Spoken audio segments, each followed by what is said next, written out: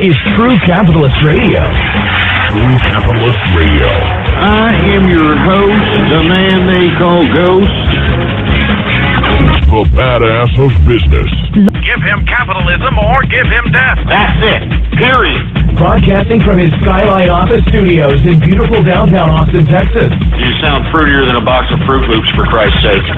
And now, he'll take it from here. Your host, the prognosticator of prognosticators, the man they call Ghost.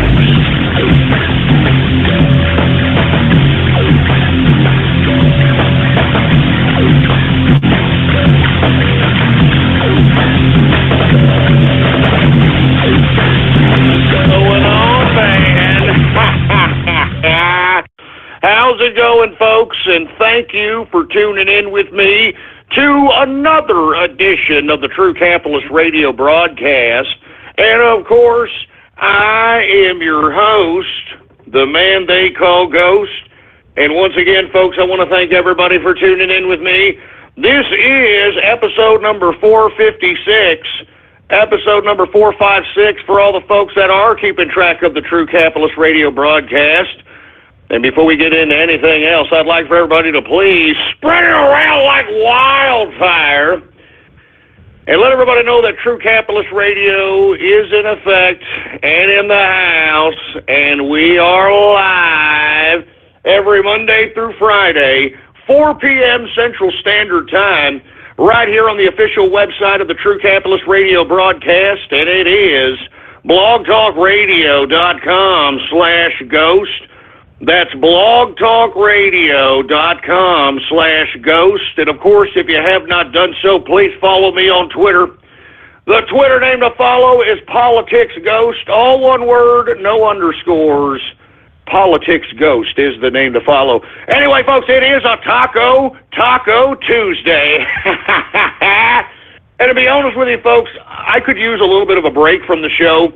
I'm getting a little worn down, to say the least. I mean, I got a lot of things going, but I cannot stop because I'm telling you, every day that goes by, the wolves, or I should say wolves, plural, in sheep's clothing, are starting to show themselves, including on the right wing of our perspective, folks. And it's been very, very disheartening, to say the least. But we're going to talk about all that in a little bit. Right now, what we're going to do is we're going to get right into the markets, folks, because yesterday the markets were closed due to President's Day. Today, they've opened up on a Taco Tuesday on the plus side, which I don't get it, all right? I don't get it. I don't know what's going on. But once again, it's only a matter of time before this overinflated stock market. And let me tell you, there's a variety of different reasons that I have insisted why this stock market is overinflated, because of the fact that there is no projected earnings that is justifying these inflated index composites. That there is no even any kind of forecasts of any kind of future earnings that could justify these type of overinflated prices in the stock market. So as I alluded to, folks, it's not a matter of if, it's when. Now, as I stated, when you have a low volume market, like the general market is low volume, it can go positive or negative. I mean, that's why we're seeing so much on the positive side, because in my personal opinion, I think that we're having people prop up this market. I think it's more than obvious. I'm glad that the folks at Zero Hedge are starting to look back into the orders that are being taken place, especially on the Dow Jones Industrial, and start realizing that there is definitely, at least on paper, a suspectable element of collusion going on with the folks on Wall Street and trying to prop this damn Wall Street stock market up. Because there is no more independent investor in the stock market, folks. And look, I have been trying, and I hope that you've been trying as an independent capitalist to tweet at or Facebook or mail or email the Trump administration to have him lift the PDT rule so that independent investors can have the freedom to trade how they want to trade. And I think that, in my personal opinion, folks, is the reason why we are seeing such weird activity on the stock market. Now, why is today's increase weird? Because, folks, we're seeing an increase in the dollar value today. And what have I always said? Increase in the dollar value is supposed to mean there's supposed to be a decrease in the equities. But we're not seeing that here, which shows, once again, a helter-skelter perspective within the investment community. And that's why I'm saying, in my personal opinion, I don't like this market one bit. I hate to sound like a bear investor, because everybody out here is probably like, come on, Ghoster, it's the bull market, dude, and you're missing out, dude. I'm not missing out on nothing, all right? I am seeing the calm before the storm, and as I've always said, what goes up must come down, and when it falls, baby, big man fall hard. So the higher and higher this damn stock market goes, the worse the contraction that is going to, at some point, come about is going to be that much harder to accept. Now, let me go ahead and get to the markets here so we can get to the crux of some of the political commentary that we're going to talk about. And there's a lot of things to discuss. All right, a lot of things to discuss. So let's go ahead and get to the stock, shall we? Now, let's get to the Dow Jones Industrials. All right, once again, overinflated market, over speculation, no justification for these high prices. But hey, who's really trading in this market besides hedge fund managers, mutual fund managers, Wall Street guys? They're the ones that are propping up this market for whatever reason. And I think that we've talked about those reasons in previous broadcasts. There's no reason to rehash them. But all I have to say is stimulus package 2 bill. All right, the biggest transfer of wealth in American history that was given to all the people that donated to the campaign contribution accounts of Barack Obama and the Democrats. This is why you've got Wall Street propping up this goddamn market, for Christ's sake. That's why you have the mainstream media talking against Donald Trump. That's why each and every entity that is against the administration right now, you could trace back to stimulus package 2. $1 trillion giveaway of the taxpayer money that was okayed and signed into law by the Obama administration and the Democrats. I'm just saying, folks, this is why we have all these entities that are against Donald Trump. You can trace back their loyalty to that biggest cash giveaway in American history, folks. I'm telling you this right now. I want somebody to just highlight this because the evidence is right there. Anyway, let's get to the Dow Jones Industrials, folks. I can't believe this. Up 118.95 points. Up 118.95 points, a percentage increase of 0.58%, closing out the Dow at 20,743 points for the Dow Jones Industrial. I mean, good God, 21,000 Dow? We're approaching 21,000 Dow Jones Industrial. I mean, good God, it's just stupid. I'm sorry. Look, let me just put it like this. I know there's a lot of people that are in or that are listening to this broadcast that want to go into the market. I'm just trying to be responsible so that folks that are really, really anxious, really, really want to get into the market right now, you need to wait. Patience is key. And whenever that contraction happens, that's when you go in. Right now, cash is king, man. Sit on cash, accumulate cash, sit on cash. All right? So as I stated, folks, this is what we need to, as capitalists, we need to be waiting for. Unless you're value investing, folks, and look, right now, I wouldn't even be value investing at these prices. And for you folks that are unaware, value investing is when you're not necessarily in with all the market hoopla and the rhetoric and the jargon, and all you're doing is picking out a blue chip stock or a high yield dividend stock, and all your monthly income that you would traditionally save, you, instead of putting it in a bank account, you buy this blue chip stock on a monthly basis and accumulate it. Now, what's the strategy behind accumulating a blue chip stock and a value investing strategy? Well, the strategy is so that you can create net worth with yourself, folks. And when you have net worth, meaning that what you own something, you have value because you have a portfolio of a blue chip stock, which looks great on credit applications, great on loan applications. All right? So anyway, folks, that's really the key issue if you're going to be value investing. Now, I have not been making any kind of stocks to watch tweets in the mornings because, folks, there is no volume in the morning. There is no volume in the pre-market. I mean, if you take a look at the big board in the pre-market of all the stocks that have high percentage increases in the pre-market, a lot of this is based on crap volume, like 1,000 shares, 500 shares. Even one share in certain instances, one share traded provides a 9% increase on a given stock in the pre-market. It's pump and dump. And you don't want to be one of these novice investors. Well, I shouldn't say novice. I should say immature, investors that, sees a high percentage increase and just goes into a stock without knowing what the hell you're doing. I mean, there is nothing but pump and dumps, in my personal opinion, in the pre-market. Nothing but pump and dumps. So that's why I don't suggest any stock to watch as far as a day trading or pattern trading play in the morning. I mean, I'm still looking for them, baby. Don't get me wrong. But it's better not to play the market.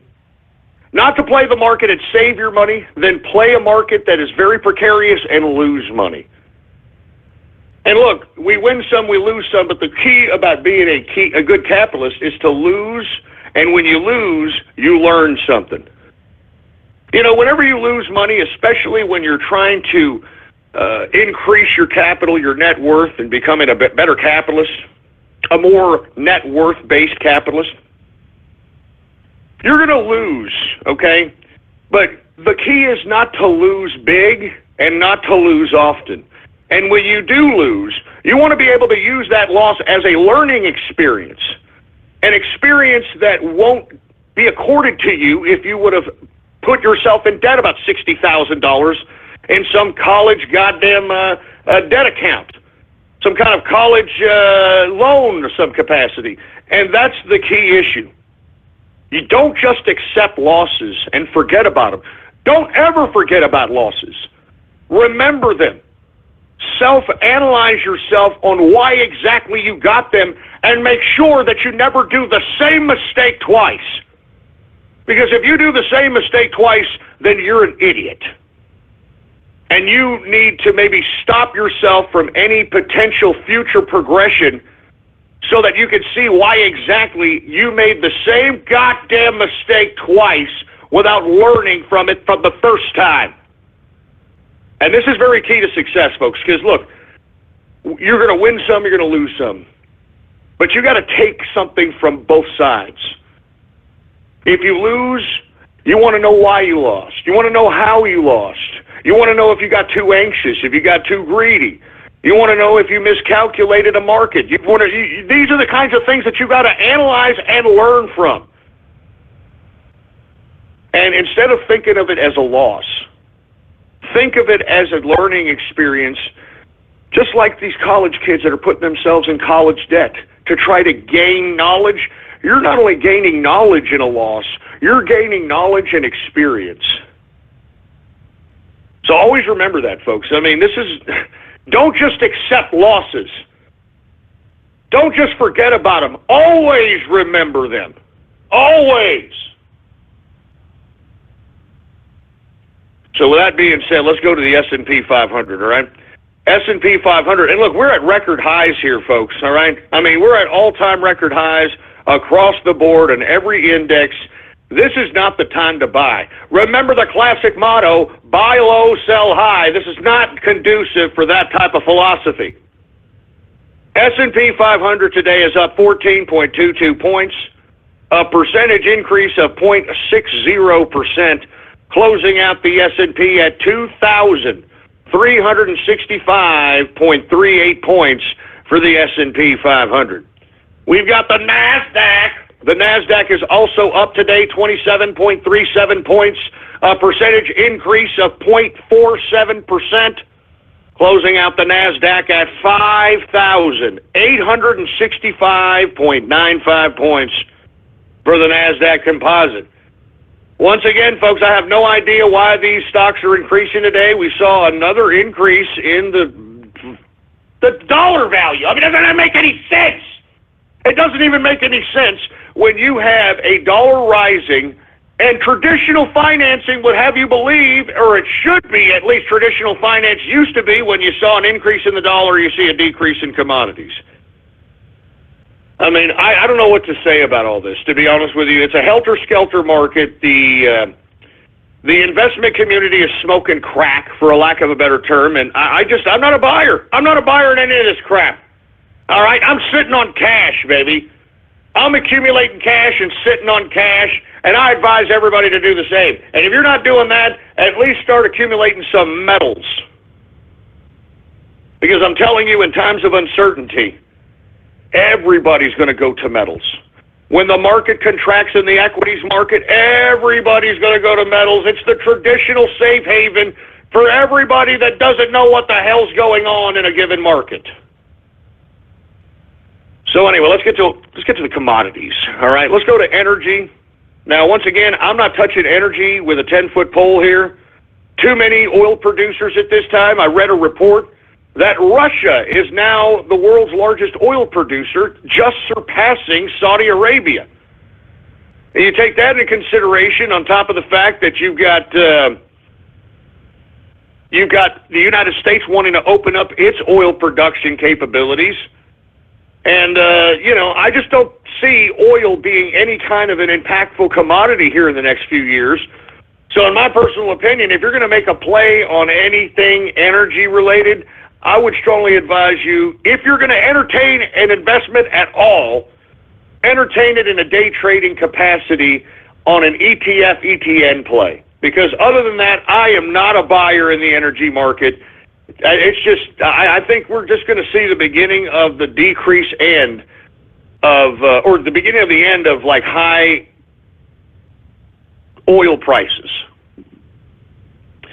So anyway, let's get to WTI sweet crude. WTI is up today 66 cents, a percentage increase of 1.24%, closing out WTI at $54.06 per barrel of WTI sweet crude. We've got Brent crude also up today, 46 cents, a percentage increase of 0.82%, closing out Brent crude at $56.64 per barrel of Brent crude oil. All right, let's go ahead and get to gasoline. Gasoline is down, folks, 1.54%. And the feast or famine commodity, natural gas. I mean, let me tell you something. This was a dramatic decrease for natural gas today. What did I always tell you about this commodity? Feast or famine. Natural gas down today 9%. 9% decrease on the day. Good God! I would have hated to hold it anything natural gas today. That's horrible. Anyway, heating oil modestly up today, 0.28% increase on the day for heating oil. Let's get to precious metals, shall we? The metals! Let's get to the goddamn metals! Gold slipping today slightly, folks. It is down today $2.40, a percentage decrease of 0.19%, closing out gold at $1,236.70 per troy ounce of gold. We've got silver also down today, modestly, but still down, 8 cents, a percentage decrease of 0.44%, closing out silver at $17.95 per troy ounce of silver. Copper saw a modest increase today. I shouldn't even say modest. It was a decent increase. It was up today, 1.29% increase for copper. Platinum down 0.02% for platinum. Let's go ahead and get to agriculture, shall we? Now, once again, since we saw an increase in the dollar, we should see a lot of red across the board in most of these agriculture commodities, the only ones that we may see on the plus side that have genuine scarcity. So let's go ahead and run down the grains and see what's on the green and what's in the red. I'm seeing nothing but red here, a few green spots. Let's go ahead and take a look at them. Corn up today, 0.27% increase on the day for corn. Wheat contracted today. It was down, 1.26% decrease on the day for wheat. Oats was also down today, 0.20% decrease on the day. Rough rice up 1.02% increase on the day for rough rice. 1.02% increase for rough rice. Soybean down today, 0.58% decrease on the day. Soybean oil down 0.63% decrease on the day. And canola down 0.46% decrease on the day. All right, let's go ahead and get to soft, shall we? All right, now for the softs, we should see the same kind of pattern that we saw in the agriculture. We should see decreases in the majority of commodities, but if we don't, it's because there's genuine scarcity in these commodities. So it'll be reflected if you see any kind of increase. Remember, the dollar rose today. The dollar rose. So with that being said, let's go to the softs. Cocoa down 0.20%. Coffee, hey, dude, just don't talk to me. Don't talk to me unless I have my coffee, dude. Just don't talk to me. shut up, you freaking anal camel toe sporting fruit! Anyway, we got coffee up today, and let me tell you, it has been going up and up as of late. Have you noticed that, folks? Coffee is up 1.54% increase on the day for coffee, man. I mean, good God. I mean, no decreases in Starbucks anytime soon, and I'd like to also take this time to remind everybody, boycott Starbucks! Boycott that cuckold connoisseur of a company, Starbucks! Boycott Starbucks, and the reason is, folks, is because they're spitting on the American consumer's face.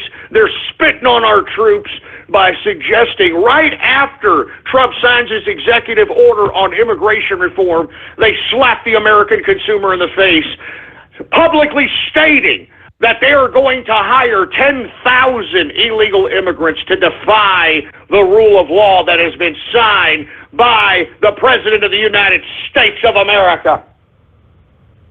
Boycott Starbucks. Anyway, let's go ahead and get to the next commodity, sugar! Sugar is up today, folks, 2.37% increase on the day for sugar. Orange juice down today, 0.45% decrease on the day for orange juice. We've got cotton up today, 0.19% increase on the day. We've got lumber up very, very modestly, is up 0.03% increase on the day. Rubber is down 1.74% decrease on the day for rubber, and ethanol is down today 0.58% decrease on the day for ethanol. Let's get to the livestock. Now, even though that we have seen increases in the U.S. dollar, livestock is seeing some modest increases here. Let's go ahead and get to live cattle. Live cattle is up today, 0.33% increase on the day for live cattle. Cattle feeder is up, ironically, even though we saw a lot of the components that make up cattle feeder in grains on the decrease side. Cattle feeder is up 0.38%. And lean hog saw a little bit of a contraction today, folks. It is down 0.60% decrease on the day. And let's go ahead and get to Bitcoin, because what I've been telling you about Bitcoin, the more and more of these countries that try to get rid of actual physical currency, this cryptocurrency is going to start becoming more and more prevalent, folks. And I'm telling you, the EU's announced that it's going to start trying to phase out cash. I heard recently that Russia is going to start doing something with its hard currency. I mean, you've got all these countries, You got all these countries trying to phase out cash. We cannot allow that to happen here in America, folks, because if we phase out cash, the people that are hurt the most, are those that are impoverished in America today. The poor lady, and I see a lot of them out here in San Antonio that are out there trying to sell tamales out of a goddamn ice chest. You know, that hurts them. That hurts that barefoot Mexican kid that I was approached when I first got to San Antonio. I was at a red light. I got approached by a freaking barefoot Mexican kid with a box full of candy apples. All right, that affects that kid. You know, I mean, I'm telling you, it affects the most impoverished sectors of society if we ban cash, and we cannot allow that to happen here in this United States of America. We cannot allow that to happen in this United States of America. But with that being said, Bitcoin is starting to look a little bit attractive as an investment. All right? So let's go ahead and get to the Bitcoin price. Bitcoin is up today. Have you seen the Bitcoin price, folks? $1,119.99 per Bitcoin.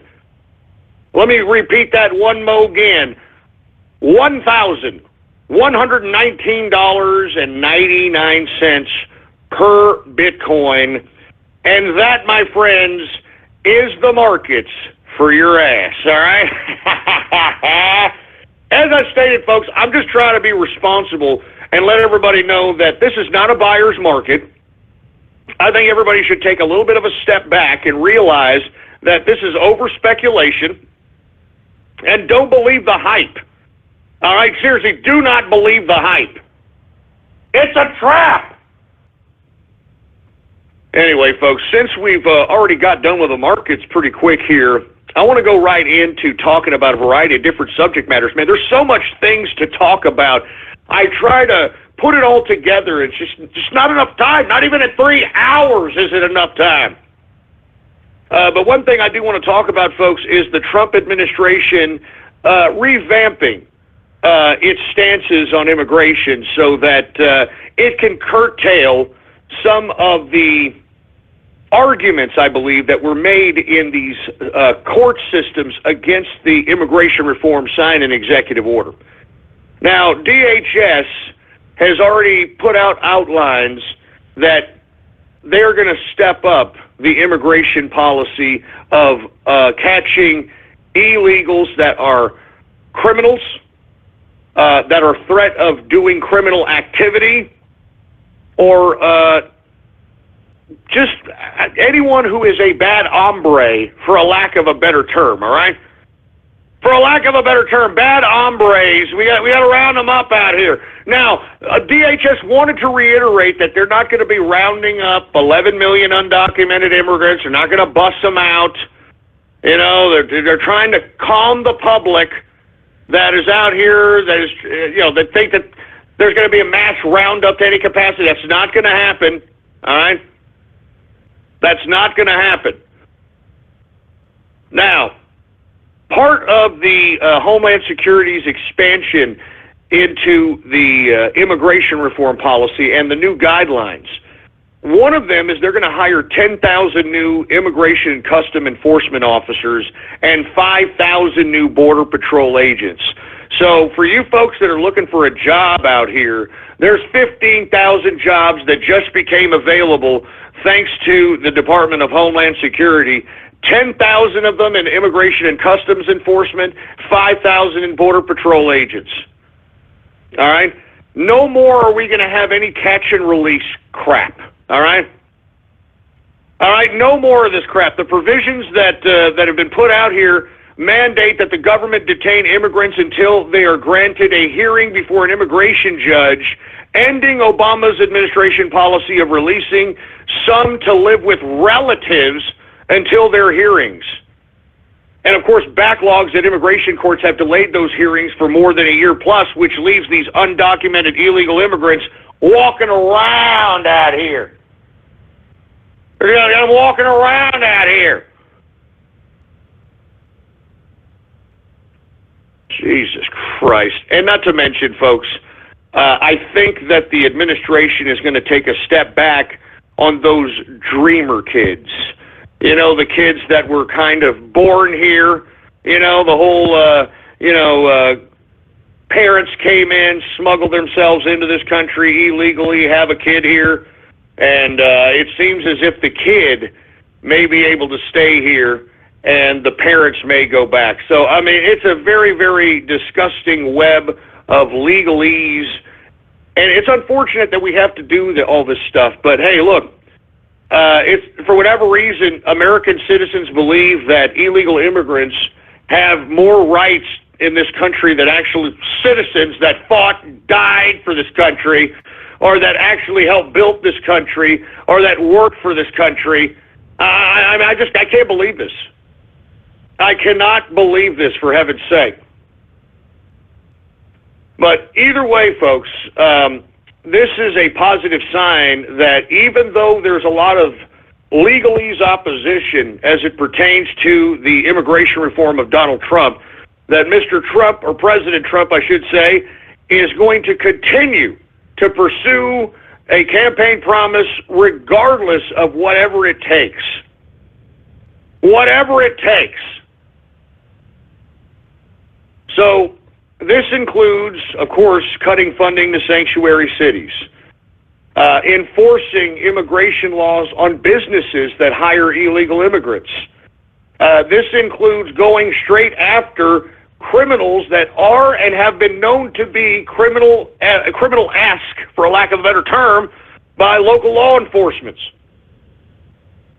I mean, these are the kinds of things that we have to do to start making a little bit of a dent in some of these areas of immigration. And not to mention, we have to also get some of these people out of here that have alleged terrorist ties. We don't need terrorists in our country. So, with that being said, I think this is a very, very good point as it relates to the progress of the immigration reform. I think at this point in time, we should applaud the president and the DHS on trying to curb the legalese that's preventing the full implementation of this immigration executive order. And in my personal opinion, I think that this is a very, very positive sign. A very, very positive sign. And, you know, I know there's a lot of people out here that are saying, hey, I want all of them out here, all the illegals out. Unfortunately, you know, we live in a society, man, where we have liberal lunatics that are willing to go out here and protest and file lawsuits and try to have the judicial system legislate from the bench. And unfortunately, we have to do these types of legalese hula hoops just so that we can actually implement some level of goddamn immigration reform. I mean, why don't you confront the liberal lunatics on this issue? I mean, these are the liberal lunatics that are not just holding compassion to, you know, the Mexicans that are coming across the border to, you know, work below minimum wage, but they actually want wild Yehudis in battle-hardened areas of the Middle East to come here and live with us.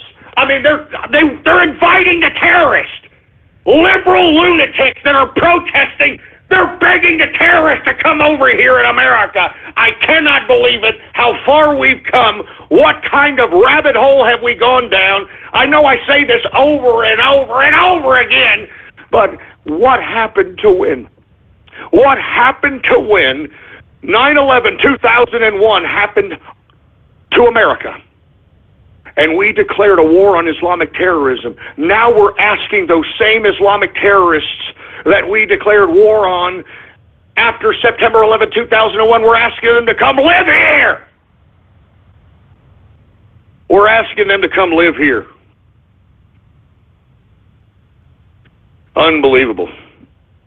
Unfreaking believable. Anyway, folks, this dreamer issue is not dead.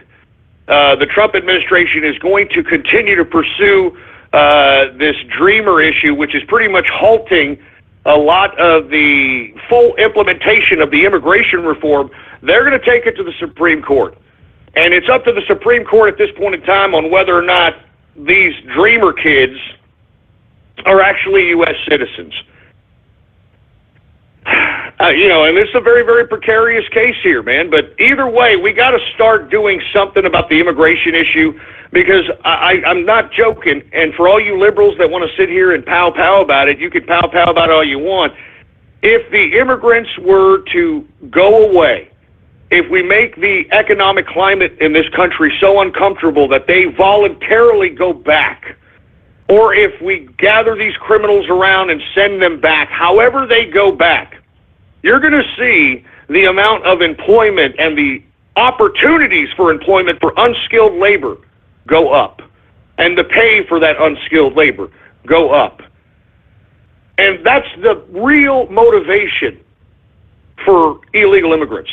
And that's what these dumbass liberals that are out here protesting, that are out here making asses out of themselves. In about 20 years, they're going to look at these video clips and photos of themselves, and hopefully to have some level of shame. And if they don't, then hopefully social Darwinism, all right, can take play and kind of rid the freaking world of these lunatics.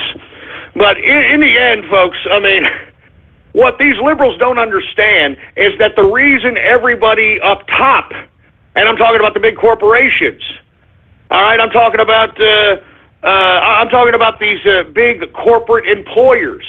They want illegal immigrants because they lower, by default, the illegal immigrants, once they come into a given market, they lower the cost of labor, you idiots.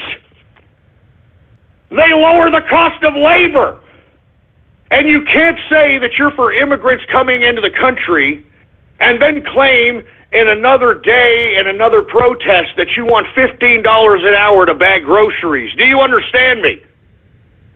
It doesn't make any sense, you stupid liberal lunatics. It's stupid. I'm telling you, this is lunacy. And I've actually seen some of these liberals on some of these videos in an interview being confronted with this contradiction. That, okay, you want illegal immigrants coming into the country, but do you want a better living wage? Don't you want like 10 or 15 bucks an hour? And of course, these libtards, these liberals are like, yeah, we should have $15 an hour minimum wage. Yeah, that's exactly what we should be doing. But we can't do that because illegal immigrants, by default, lower the cost of wages. They lower the cost of wages by default. Well, they work very hard, and they do the jobs we don't want to do. I mean, it's all these ridiculous talking points, folks. That's why as much as I want to take a break from this show, and it's literally wearing a lot of energy out of my soul doing this show, I have to keep doing it because these ideas need to continue to be expounded, amplified, so that those that have any kind of common sense can absorb them and say, you know what, Ghost has got a point here, okay? Let's say there is some kind of a humanitarian issue as it pertains to the immigration issue. But I mean, a whole bunch of immigrants coming into the country is going to lower the cost of labor. So for all you idiots that are out here talking about fight for $15 an hour, $10 an hour minimum wage, whatever, that ain't never going to happen with illegal immigrants in this country, undocumented, illegal, aliens, whatever you want to call them. They're going to lower the cost of labor. And that's why you have so many people out of work, impoverished Americans. And when I talk about impoverished Americans, I'm talking about impoverished black Americans, impoverished white Americans, impoverished Latin Americans, okay? I'm talking about Latinos. These are people that are 3-4 generations in, 2-3-4 generations in, probably have plethora of family that have served the military, that have fought wars. These people are being neglected because our past administration, the Obama administration, insisted that illegal immigrants superseded the value of actual citizens of this United States of America. All right, so that's all there is to it. All right? That's all there is to it. Now, with that being said, folks, I want to just make a personal comment about this immigration issue. I think that all this much to do about nothing, about protesting immigrants and, oh, we need to have open borders and that sort of thing. The right wing needs to pose the argument to the left and those that are proponents of open borders why no one is practicing this policy besides the lunatic United States of America. How come Mexico won't allow you to, first of all, smuggle yourself in there, okay? And people will say, Well, you can go right through the border if you want. You can just go right in there. yeah, you want to know why we can go in there? Because we are going in there purchasing products. We're going in there spending money. We've got perverts going in there watching the donkey show. I mean, do you understand? They're trying to accumulate American dollars within the borders of Mexico so they can keep it in their economy. That's why they're letting Americans into their country. But go out there and try to throw a ruckus in Mexico. I'd like to see a bunch of these liberals go out there to Mexico and protest that country's immigration policies. I mean, Mexico has tougher immigration laws than America. And these assholes have the audacity to sit here and talk trash about us. The hypocrisy, man! The hypocrisy! So that's why I'm saying, folks, in my personal opinion, we need to start waking up to the true issues of what immigration is, and it's a logical fallacy. It's a logical fallacy that anywhere else in the world, that the immigrants that are conducting themselves a fool in this country, along with the liberal agitators fueling the fire, you wouldn't be able to do this anywhere else in the world. No immigrants, aliens, illegal citizens could sneak themselves into any country and begin to throw a ruckus and demand that they are citizens of a nation that they snuck into. Nowhere in the world can you find that. And you see, we have immigrants in here that are taking advantage of not just the freedoms that are accorded to American citizens under the Constitution, but folks, these immigrants in many of these sanctuary states like California, they are actually giving them entitlements. They're actually giving immigrants driver's licenses. They're actually giving immigrants bank accounts. I mean, do you understand? And, you know, aside from them, and look, you have to dissect every single liberal argument. Because a liberal, you can just imagine, we're making the arguments here, and a liberal will say, well, of course, I mean, why don't you let them make money? I mean, they can't make money in their homeland. So why don't you let them make money over here and send it back to their families? I mean, do you not have any compassion? Oh, yeah? Let them make money, huh? Let them make money. Okay, how about them paying taxes? How about that?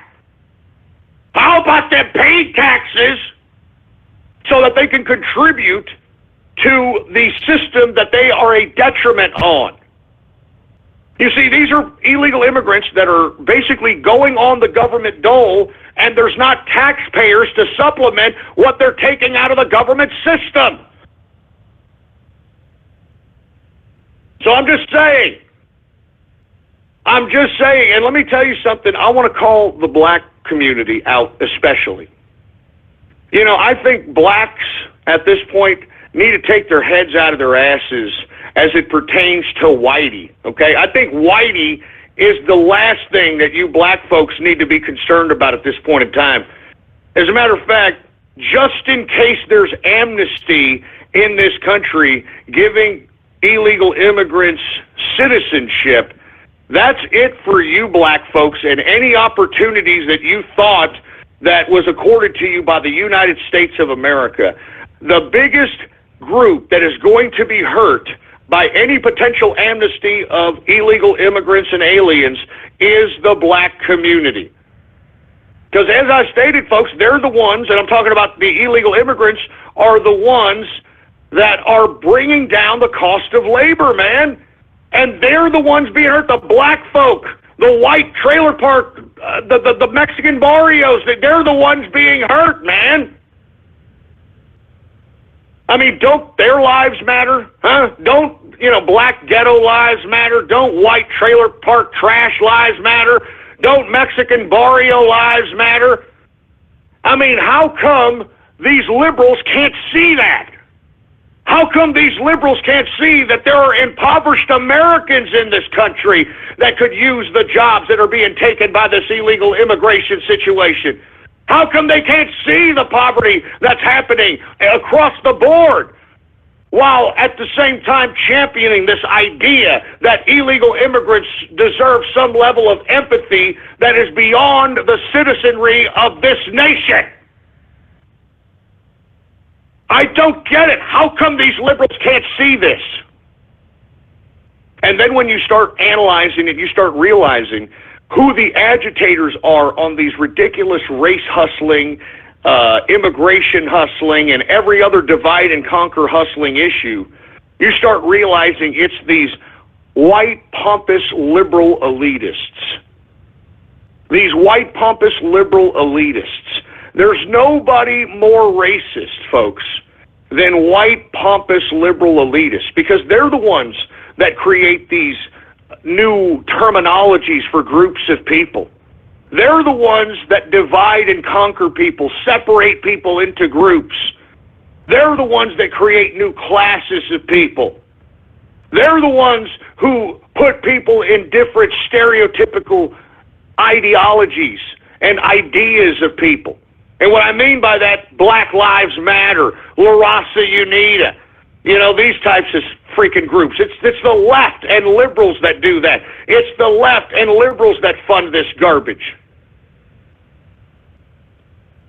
So for you black folks, I think that instead of going out there and listening to, in my opinion, AIDS-infected D-Ray and burning down your own neighborhoods, burning down black businesses, I think that you need to confront this immigration issue before you are so marginalized that black America becomes irrelevant, all right?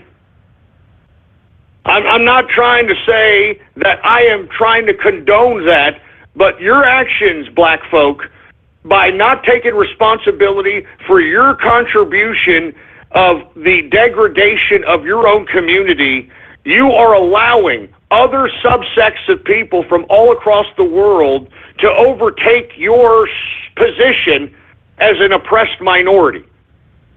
Do you understand me? You're allowing other subsects of people to take your title of oppressed minority, so to speak. So unless black folks want to be marginalized into insignificant populations, I strongly advise black folks to start focusing in on the true issues at hand. And one issue that affects them, and whether they don't know it or not, it's this immigration issue. All right? It is an immigration issue, and I think that you black folks need to start focusing in that you are going to be the most hurt. If there's any potential amnesty or any potential open border situation, you will be the first hurt. Anyway, folks, let's go ahead and get to some Twitter shout-outs here, folks. For you folks that don't know, if you want a Twitter shout-out, all you've got to do is retweet the first tweet on my Twitter account, and the tweet to retweet is True Capitalist Radio Live. That's True Capitalist Radio Live. If you retweet that tweet, I'll give you a Twitter shout-out live right here on the broadcast, right here and now. Let's get to the engineer. Hey, engineer, do we have any Twitter shout-outs to be had, man? All right, well, let's go ahead and get to some damn Twitter shout-outs right now. Anyway, who else we got here? We got We Was Romans, whatever the hell that means. We got Ward24 in the house, Dorito Burrito. We've got Zach Goodman in the place. What's going on to Zach Goodman? Who else do we have here, folks? All right. CDI Fan 237. We got Hans Gubensmith. We got Ann and the Wizard in the house. Metal Capitalist. Capitalist Excalibur, excuse me. We've got, I'm not going to say that disgusting name, We've got Commando Nando. How you doing, man? We got 8 equal, whatever the hell that means. We've got Can't Stop the Trump. We got the Omegatron in the place. We got Neon Midnight 02. Christopher Smith in the place. Once again, if you want a Twitter shout-out, all you got to do is retweet the first tweet on my Twitter account, and I'll give you a Twitter shout-out live right here in the broadcast. Here we go. We've got Ghost Clinton. Yeah, shut up, you stupid moron. Milo didn't do nothing. No, shut up with that crap. Don't even start that crap.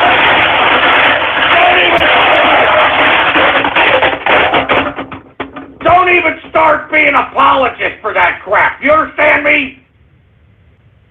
Don't even start being apologist for this freak. Jesus Christ. Milo didn't do nothing. Get the hell out of here. Give me the mic. How times have changed. Now Milo Yiannopoulos is in a big pack of didn't do nothings. We should have known something when he said he liked, black sausage in the can, if you understand what I'm saying. I'm just saying. Anyway, we've got Sergeant Yoda in the place. We got Supa in the house. What's going on? We've got Milo Seville. Oh, man. Oh, come on. Come on. We got Distilling Video soon. We got Rosa Parks Short Bus. Oh, man. Come on with that. Rosa Parks Short Bus.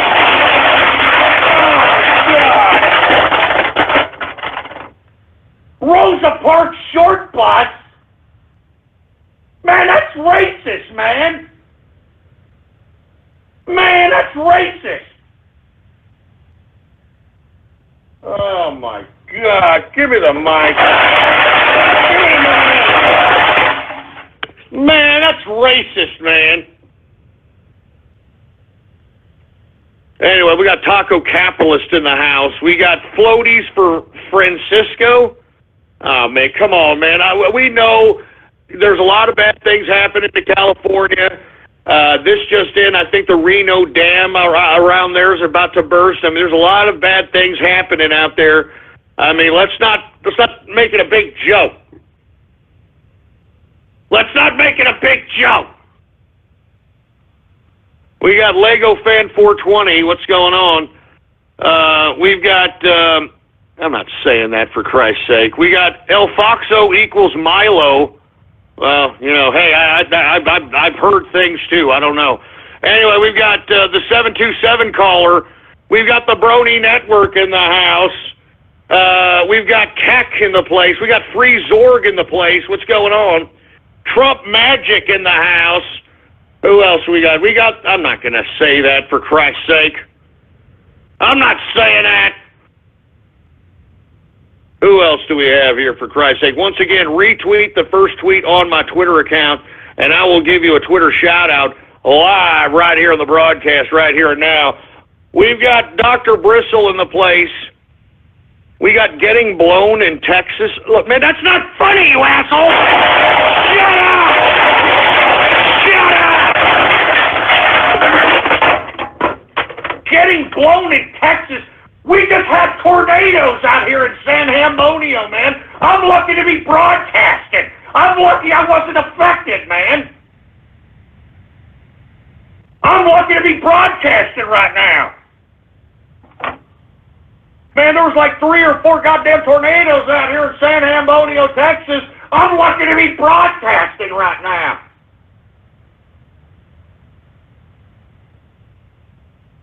Jesus Christ, give me a...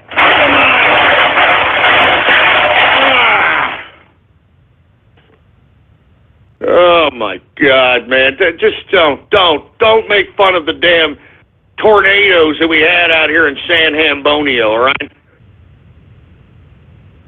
Jesus Christ, man, you people are sick. We got the Smiler in the house. What's going on? We've got, I'm not saying that disgusting name. We've got Strictly Diesel. Hey, stay safe, Strictly Diesel. We've got Moist Capitalist. I'm not saying these disgusting names, all right? We got Big McLarge Huge. Once again, retweet the first tweet on my Twitter account, all right? You want a Twitter shout-out? Retweet the tweet that states True Capitalist Radio Live, you milky lickers. Jesus Christ. Who else do we have here? We've got, I'm not saying that disgusting name. I'm telling you, you guys are getting sicker and sicker with these freaking names, man. You guys are getting sicker and sicker. Jesus Christ, man. What kind of names are these? Water Park in Oroville? I mean, what's wrong with you people? Seriously, man. I mean, there could be tens of thousands of people dying here, and you people think it's a big goddamn joke. Jesus Christ, man. We got Rock Ape in the place. What's going on? We got Milo Priest Confession. Oh, man. Oh, man. No. No. Damn, Reno. You know what? That's it. Just sit. Just sit.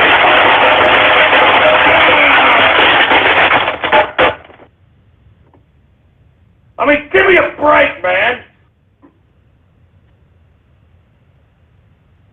Look. This is not funny, man.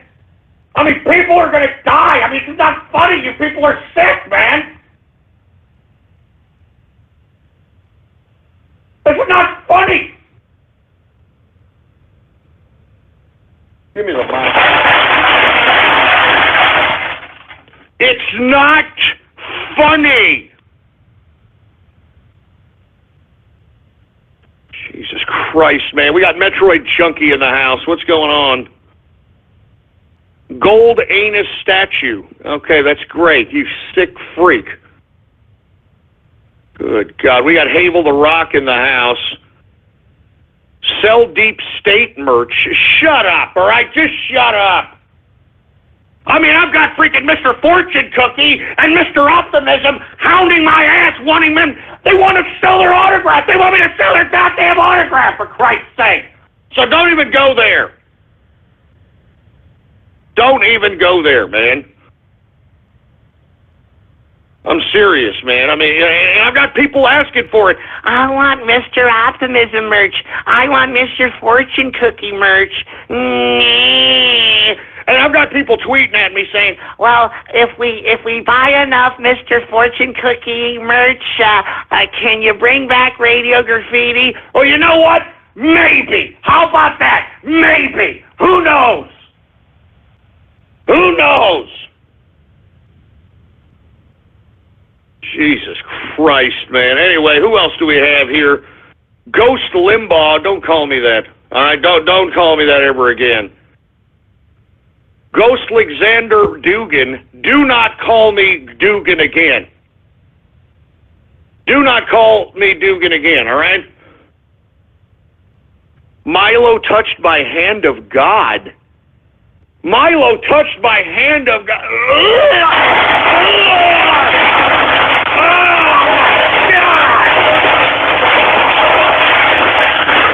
Milo touched by hand of God. Who comes up with these sick names, man? Who comes up with these sick, twisted names? It's sick. Milo touched by hand of God. Good God. Oh my God! Give me that.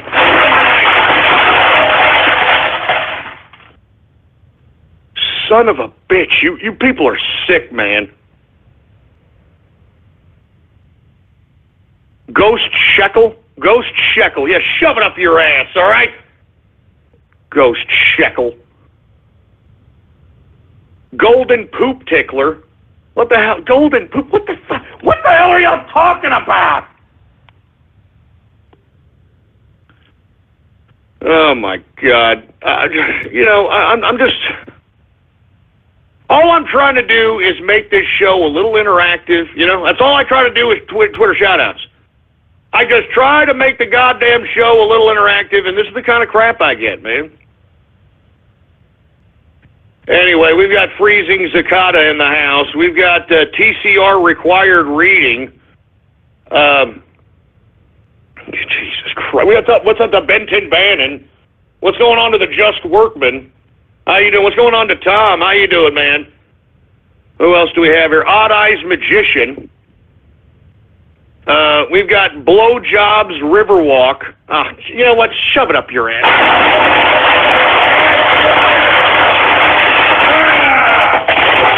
Just shove it up your ass. That's it, man. That's it. No more Twitter shout-outs for anybody. Give me the freaking mic. Give me the mic. Give me the mic. That's it, man. I'm not doing any more Twitter shout-outs after that, man. You guys are freaking pieces of crap. You guys are pieces of crap. Jesus Christ. Anyway, we are now in the second hour of the True Capitalist Radio broadcast. And, of course, I am your host, the man they call Ghost. And once again, I want to thank everybody for tuning in with me. Before we get started, I'd like for everybody to please spread it around like wildfire, because this show is purely organic, folks, and we need your help to promote the spread of this particular broadcast. Once again, blogtalkradio.com/ghost. That's blogtalkradio.com/ghost. And, of course, if you have not done so, please follow me on Twitter. The Twitter name to follow is PoliticsGhost. All one word, no underscores. PoliticsGhost is the name to follow, all right? Now that we've gotten all that out of the way, let's go ahead and continue on. I want to talk a little bit about Milo Yiannopoulos. That's right. I want to talk a little bit about Milo Yiannopoulos, folks, because what have I told you about this son of a bitch? I had reported against this guy and talked about this guy months ago. I mean, I remember doing a broadcast related to his Joe Rogan podcast interview when he makes reference to this pedophilia talk. And, you know, I find it ironic now that Milo Yiannopoulos is unfortunately suffering the repercussions of his own words. Now, all of a sudden, we have all the personalities from the so-called alt-right, all the personalities from the so-called alternative media trying to come to the defense of one Milo Yiannopoulos. And I just don't understand why, folks. I mean, we have people that were investigators or key personalities in relation to the investigation of Pizzagate that are actually trying to defend Milo Yiannopoulos, for Christ's sake. I mean, look at this guy, Jack Prosabiak, whatever the hell his goddamn name is. This is a guy who was a special projects director of Citizens for Trump. All right? Look at this, all right? This is the kind of fantasy land these damn alternative media idiots are getting involved in. Look at this guy, a source, $250,000 on opposition research on Milo. Really? $250,000 spent on opposition research on Milo? I just retweeted that. He even goes on to say, hired PIs and video editors, Evan McMuffin involvement confirmed. Evan McMuffin involvement confirmed. For you folks that are unaware of who Evan McMullen is, he was the supposed opposition, the Republican opposition that was put forth by the neocons, ex-CIA agent who ran against Trump and was supposed to thwart Trump from winning Utah, which didn't happen. Now, I think this is unbelievably disgusting that we have so many people that are trying to come to the defense of Milo Yiannopoulos, And let me tell you something, man. I mean, you can't come to the defense of anybody who is going to, whatever he wants to claim it was, make a comment about pedophilia, joke about pedophilia, whatever the case might be. I mean, I mean, how in the hell can you justify this? All right? How in the hell can you justify this? I'm serious, folks.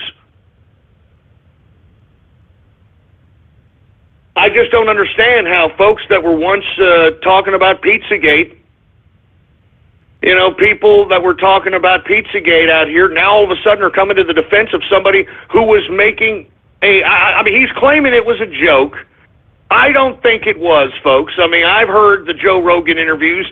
I've heard the comments that he made that young boys look to older gentlemen for gay relationships so that they can grow as a gay person and, give their feelings as a gay person to this older man. I mean, I don't really know what the hell this guy's talking about.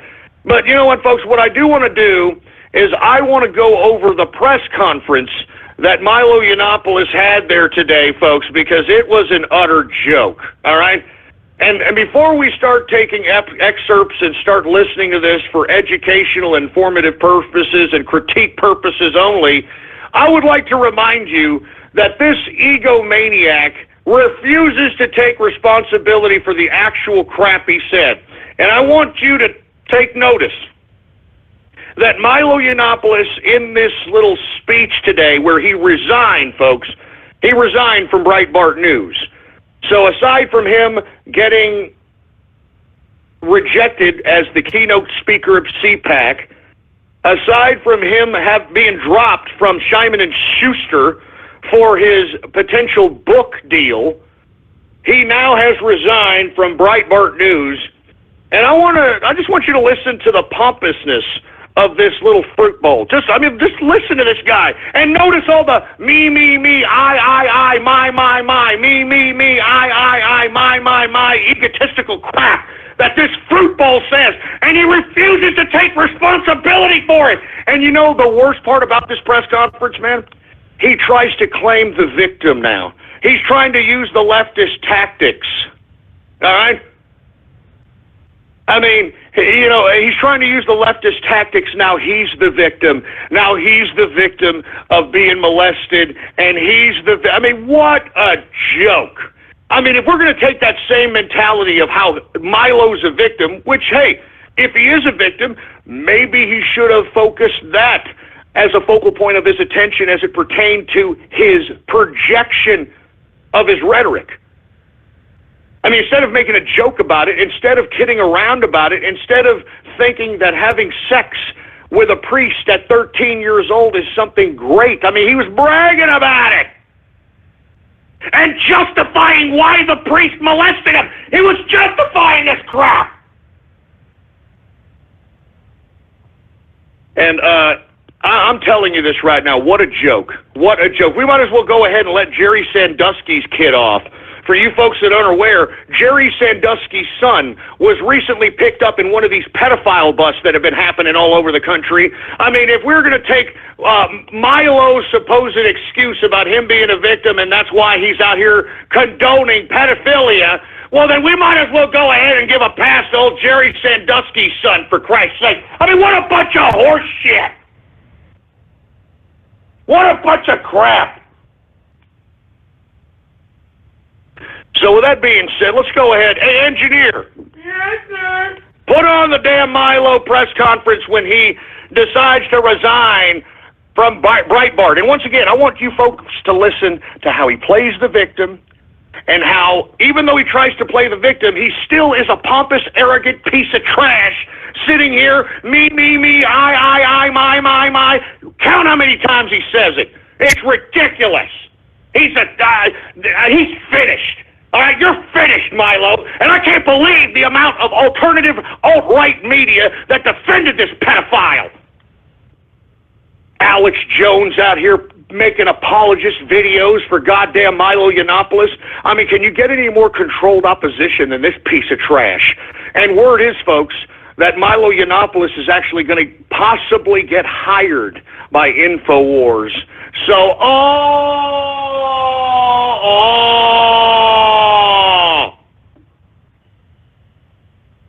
give me a freaking break. Anyway, let's listen to this moron and his goddamn press conference, for heaven's sake. Put it on, engineer!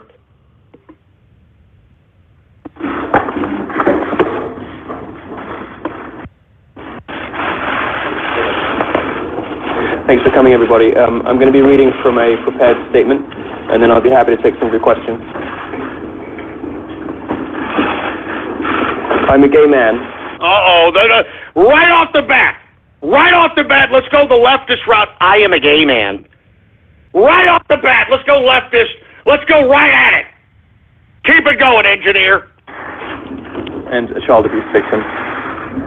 Between the ages of 13 and 16, 2 men touched me in ways they should not have. One of those men was a priest. My relationship with my abusers is complicated by the fact that at the time, I didn't perceive what was happening as abusive. But I can look back now and see that it was. I still don't view myself as a victim, but clearly I am one.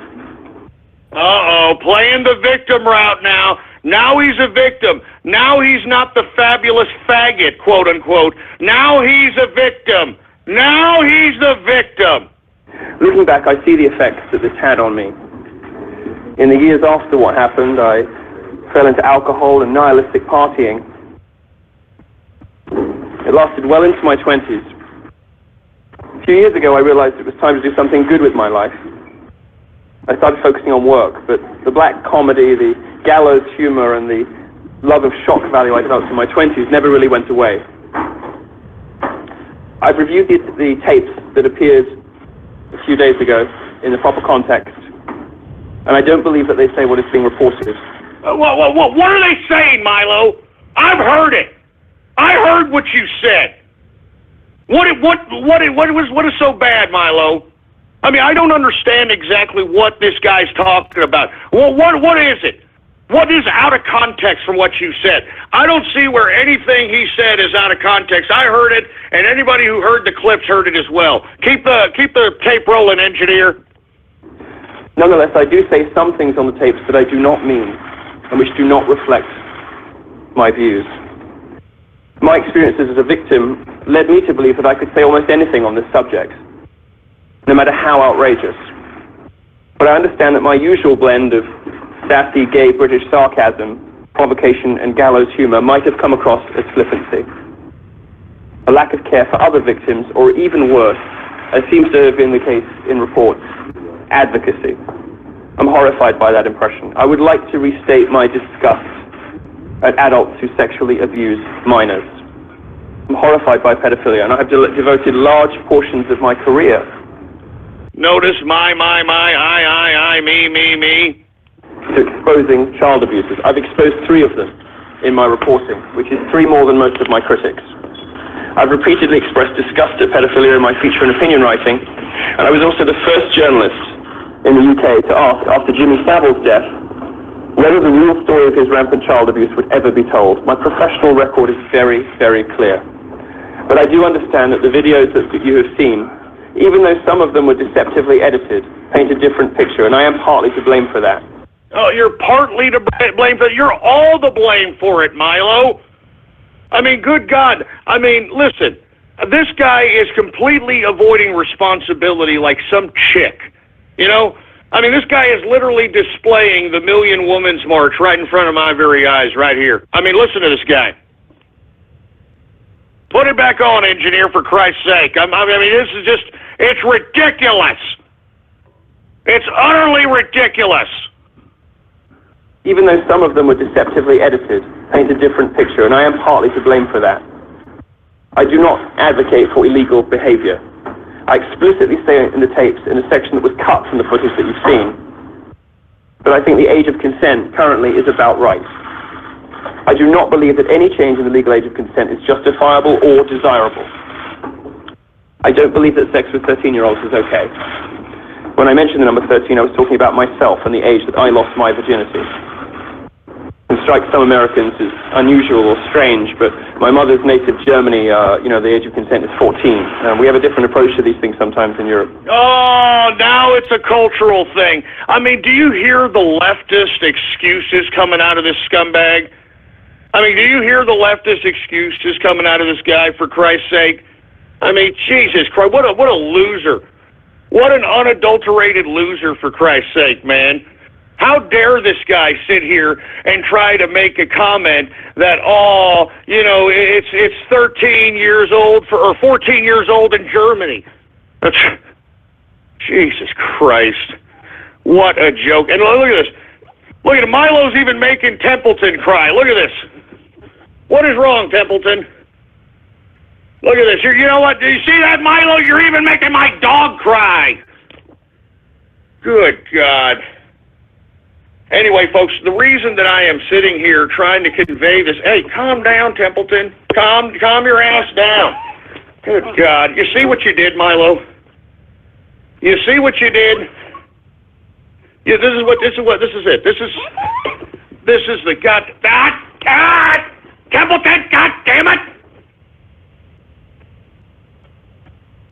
Anyway, folks, sorry. I'm trying to calm Templeton down here. Let's go back to what we're talking about. Unfortunately, we've got Milo up here. He's upsetting my dog. Let's get back to the speech here. Shut up, Templeton. I shouldn't have used the word boy. Gay men often use boy or girl to mean men of consenting age. No, they don't. You see that, folks? You hear that lie right there? That is not a gay terminology in which they call age of consent males. Okay? I mean, why would they use the term boy in an age of consent male within the gay community? I mean, give me a freaking break. Stop lying, Milo! I understand how heterosexual people may not have realized that, and that was an error. I was, in fact, talking about my own relationship when I was 17 with a man who was 29. The age of consent in the UK is 16. I did say that... Now notice how he's saying the age of consent in Germany is 14. The age of consent in the UK is 16. Trying to justify, once again, his perception of, pedophilia, for a lack of a better term, man. I mean, how else do you want to put this? I mean, come on. How can anybody defend this? Honestly, how can anybody defend this? Of consenting age. But I understand how heterosexual people may not have realized that, and that was an error. I was, in fact, talking about my own relationship when I was 17 with a man who was 29. The age of consent in the UK is 16. I did say that there are relationships between older gay men and younger gay men that can help the younger gay man escape from a lack of support or understanding at home. It's perfectly true, and every gay man knows it. Oh, really? Oh, really? Did you hear that right there? Every gay man knows that when you're a young kid, when you're a young gay kid, you're supposed to get with an older gentleman so that you can open up about your gayness that you can't with your parents. What a bunch of crap. Listen to how he's trying to rewrite the way gay is supposed to be. Unbelievable. I'm certainly guilty of imprecise language, which I regret. Anyone who suggests, however, that I turn a blind eye to illegal activity or to the abuse of minors is unequivocally wrong. I'm implacably opposed to the normalization of pedophilia, and I will continue to report and speak accordingly. To repeat, I do not support child abuse, the disgusting crime of which I have personally been a victim. I'm a victim. Me, I, my.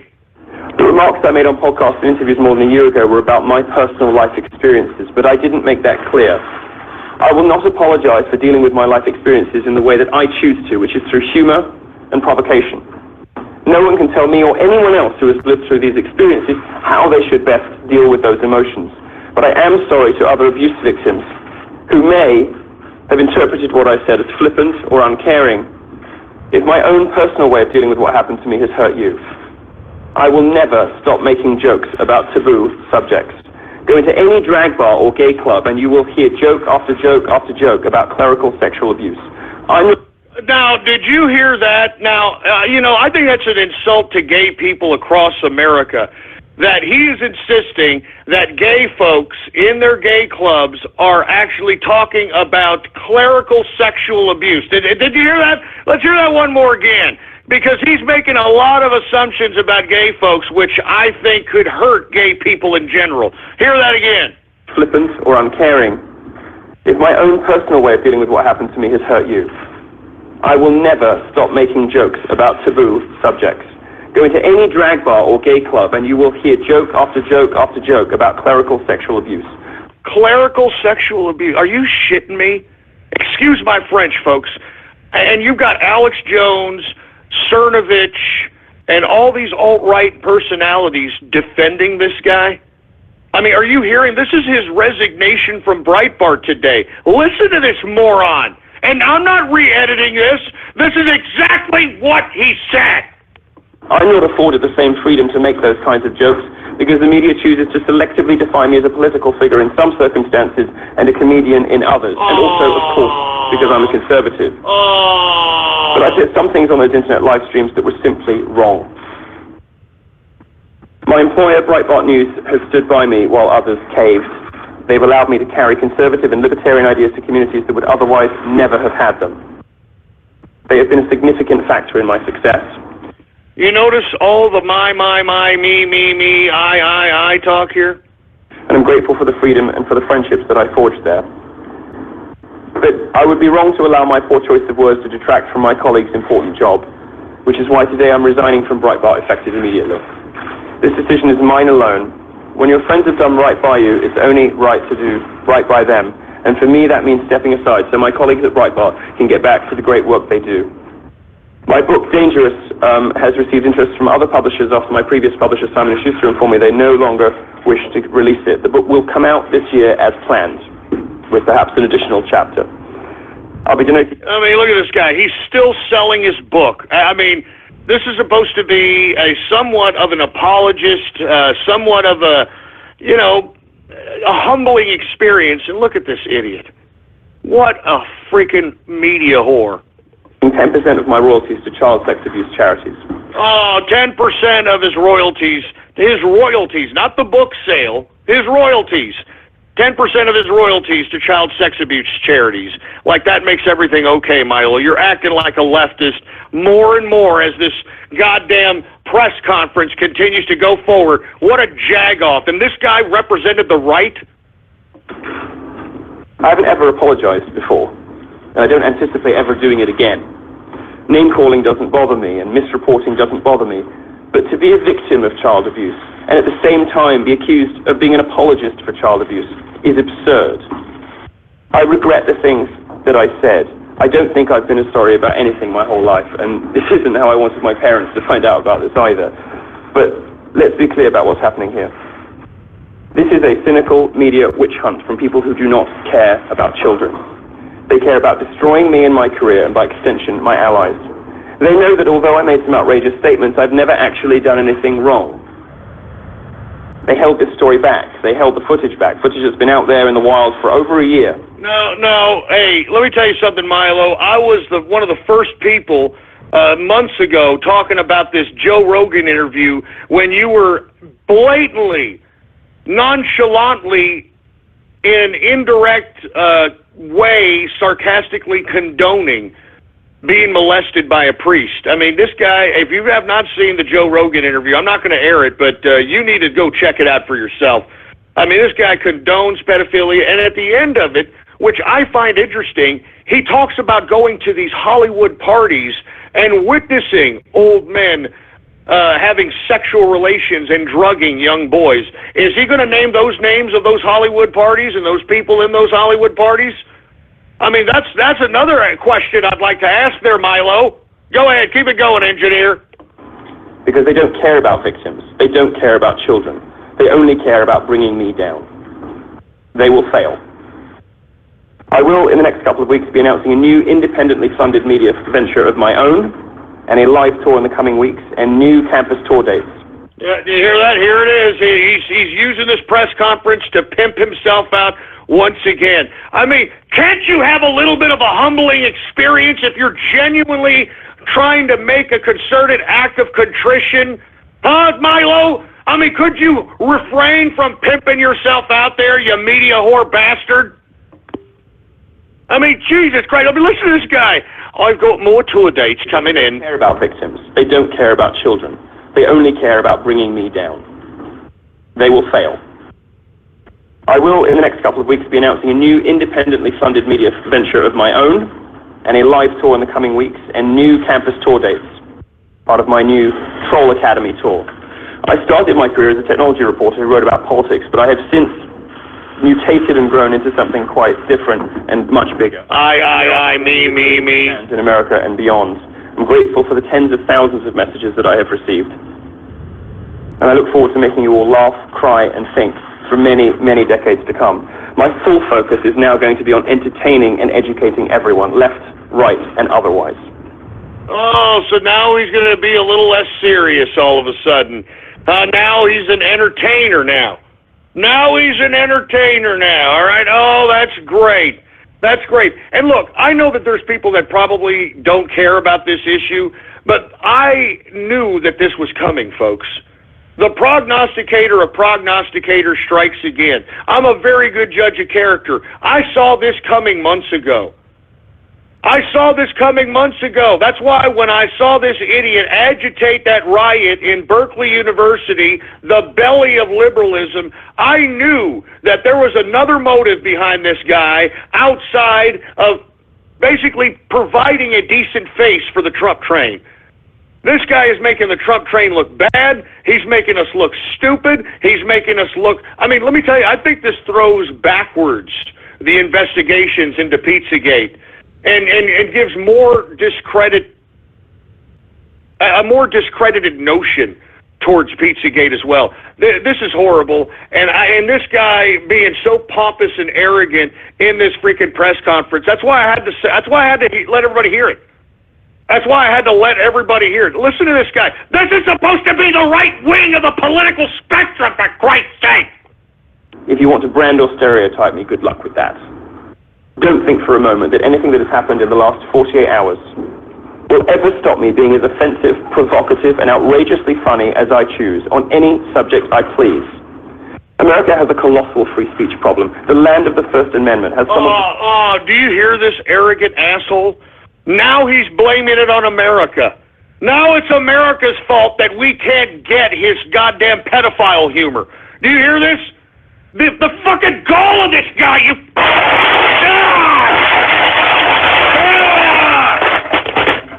America's got a free speech problem because we don't want to pellet your pedophile crap? The arrogance of this fruit bowl, man! The arrogance of this fruit bowl!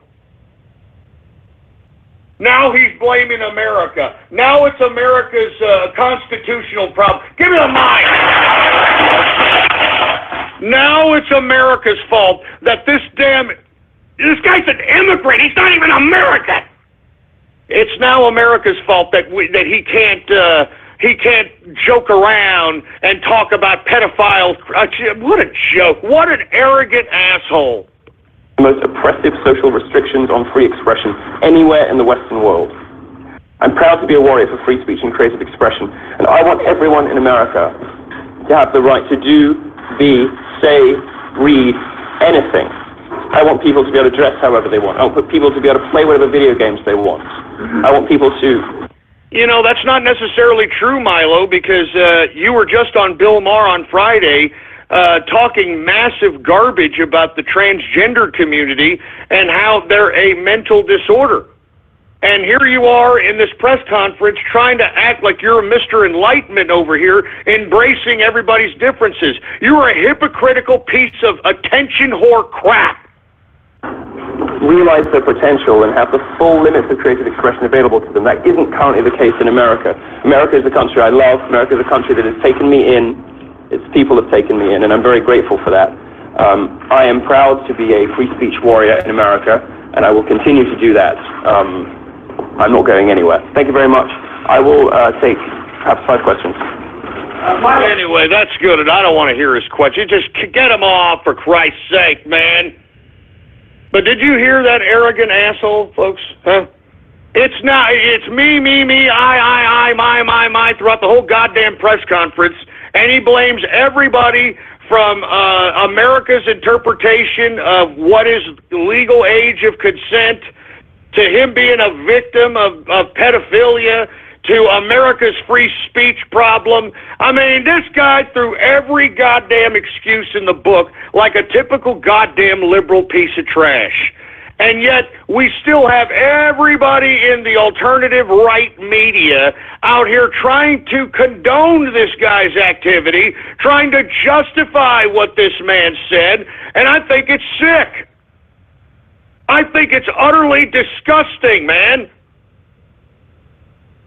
I mean, I can't believe that this person has the audacity to sit here and have such an arrogant resignation press conference from Breitbart. But this should be the end of Milo, folks. All right, and anybody who's trying to justify this guy after this, I mean, you know, look, you got a pass if you justified this guy and, you know, were a fan of this guy back before he became an egotistical pro-pedophile maniac. But right now, folks, I mean, this is it for Milo. He needs to, and I wouldn't be surprised if he disassociates himself from the right-wing political spectrum. And my personal opinion, I think that he's going to turn full-fledged liberal. All right? I mean, I think he's going to turn full-fledged liberal. And you know what else I think that needs to happen? And I'm going to do it right now as far as the capitalist army is concerned. We renounce whatever the interpretation of the alt-right is. Because in my personal opinion, folks, when I saw the deplorable on YouTube live streamed, and I saw it looked like an LGBT convention, folks. And not that I have anything against gay folks, all right? I don't. What I have a problem with is that here it is. It's deplorable. It's supposed to be celebrating all the hard work that the Trump train did to help President Trump become elected. Here you've got these fruity asses, deplorable, leprechaun in their asses. I don't want to see that. Oh, why don't you act professional? Why don't you take the event serious, for Christ's sake, man? Look, I renounce the alt-right, all right? I'm talking Richard Spencer. I'm talking, Cernovich. I'm talking Alex Jones. I'm talking all these freaking shills out here that, with all due respect, in my personal opinion, are more than obvious controlled opposition. I mean, more than obvious controlled opposition, for Christ's sake, man. I mean, why exactly everybody was taking up for Milo, I have no idea, but it makes us, those of us on the right, look no different than those on the left. We're no different if we are going to embrace and defend Milo Yiannopoulos for words that he said. And those words he said were vile, and if you're going to condone that activity, what did I tell you yesterday, folks? And what have I been saying for the past week? The last moral line in the sand. The last moral line in the sand in this moralist society is whether you believe pedophiles should be executed or condoned. Now, that's the last moral line in the sand. And if you are going to condone anyone who promotes or, has some sort of nonchalant attitude towards pedophilia, child sex abuse, then in my personal opinion, folks, those people deserve to, at the very least, be thrown in a prison where, regular general prison populations can do God's work on these people, if you understand what I'm saying. And if they are convicted pedophiles, if there is proof beyond a reasonable doubt that these people molested children, then in my personal opinion, they should be executed. They should be executed, for Christ's sake, man. So as far as I'm concerned, folks, that's the last line in the sand. You either condone pedophiles like Milo and those that are trying to back up Milo, who were once, at one time, investigating Pizzagate, or you just think pedophiles should be dead. And that's what I believe. I believe all pedophiles should be executed. I don't even want to think twice about it. If you're convicted and there is a beyond a reasonable doubt that you have been shown to have molested children, you should be put to death. There is no rehabilitation for anyone who robs children of their innocence. There is no such thing as rehabilitation. You should be put to death. And you've got Milo over here wondering why people are taking a little bit of offense to the kind of garbage he was promoting on a variety of different social media fronts. I mean, he's trying to blame everything from him being a victim of child sex abuse to that it's a different legal age of consent in Europe, to America's got a free speech problem, to, I mean, do you understand? He did not want to take responsibility or act humble in this regard one bit. So, once again, if you were once a fan of Milo and, you know, you started realizing now this guy is a sick, twisted, in my personal opinion, pro-pedophile piece of trash, well, you know, then, you know, by all means, stop condoning him, stop promoting him, stop buying his stuff, stop going to his goddamn, what's it got now? It's called the Troll Factory Tour. I mean, give me a break with this guy already. Give me a break. What a joke. Anyway, I'm going to move on to another subject matter, folks, but as far as I'm concerned, the capitalist army denounces the alt-right, and all the alt-right has done is put egg on the face in those of us on the Trump train that want Trump to fulfill all the things that he said in his campaign. That's all we're trying to do. We want to make sure that we hold the Republicans' feet to the flame so that they stop sitting on their thumbs and start passing legislation that was promised during the campaign of Donald Trump. I mean, this is what I want. I'm not out here trying to make some kind of outrageous statements in hopes of rabble-rousing people, of triggering people. And this should go to show all of you that fame, as much as people want it, and attention, as much as people want it, you can get a little too famous, man. And that's why I keep telling you, you know, people were trying to take up for PewDiePie. There is no difference than what, well, like aside from context, of course, but the scenario is the same. PewDiePie said something, blatantly said it, all right? Now, they only edited out one part of the clip, and of course, you can blame the trolls for PewDiePie basically getting fired from Disney and getting removed from YouTube Red, because I remember getting it from 3 or 4 different trolls on my Twitter feed that, oh, look, PewDiePie, he's down with Hitler. Oh, look, PewDiePie, he's a Nazi. And I could only imagine that trolls were probably spreading that clip all over the place. And then when somebody got a hold of it from the mainstream media and said, wait a minute, how can this guy who caters to children on an entertainment basis, how can this guy say this comment even if it was in satire? That's why he was signed with Disney, folks. He was signed with Disney because he caters and panders to children. All right? And when you're getting paid $15 million a year, you don't have freedom of speech. That's what I keep telling you. When you sell out and you're taking millions of dollars, because when you're taking millions of dollars, folks, you got to sign contracts. And in those contracts are morality clauses. So you don't have the freedom of speech that you think you have if you're getting paid millions of dollars. And the reason I suggest this, folks, is because that's what it's all about. It's about earning a living. You understand that? When you're at work, all right, when you're at work and whatever your job is, you have to wear a uniform or you have to dress a certain way. You've got to look a certain way. You got to talk a certain way. You've got to have a certain rapport to customers. You've got to service. You got to do stuff you don't want to do in order to get paid at the end of the week, so that then when you have the paycheck in your pocket, you can have the freedom to do whatever it is that you can afford. That's what earning a living is all about.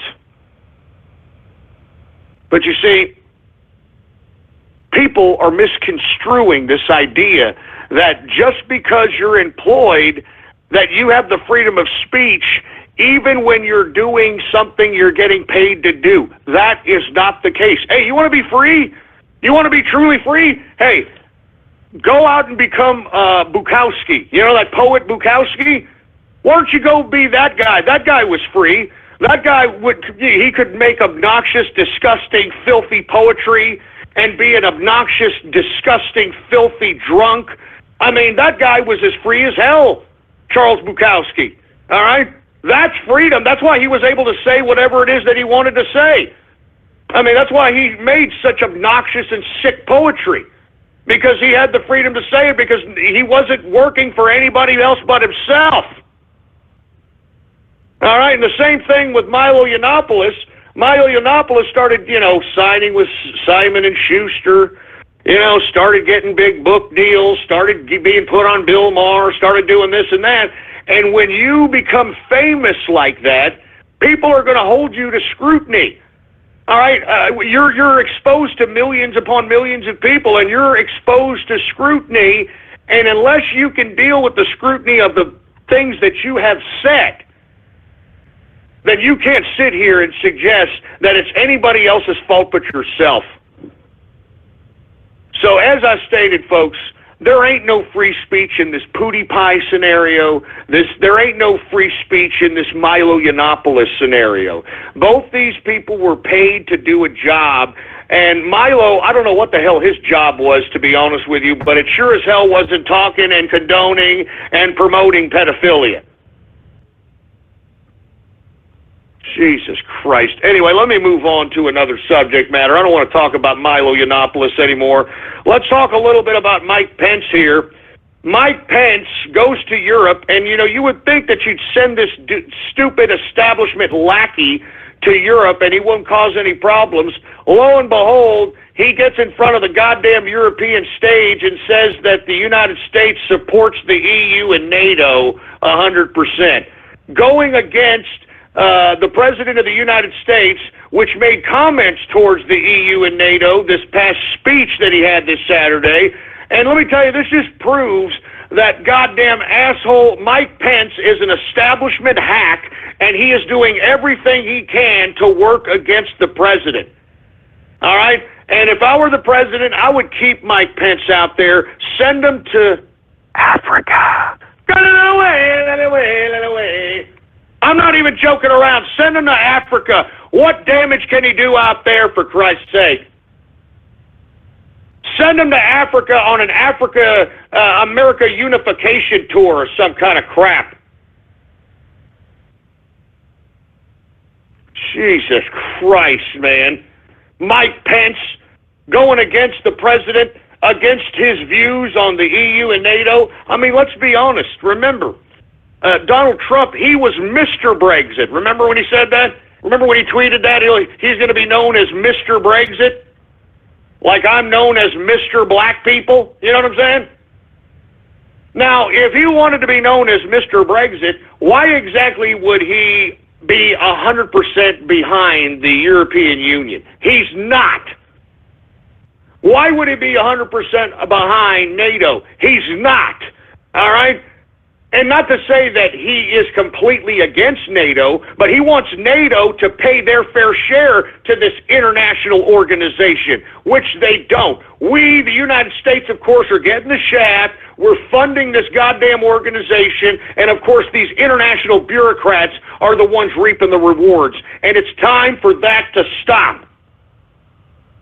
So for Mike Pence to go out here in Europe and step all over his nuts by trying to contradict the president just goes to show you that the Republican establishment is against Trump, and that's why those of us on the Trump train have to start getting serious and start holding these Republicans' feet to the fire. Because if we don't, folks, no one else is going to. I mean, look at these cult of personality assholes in the alt-right.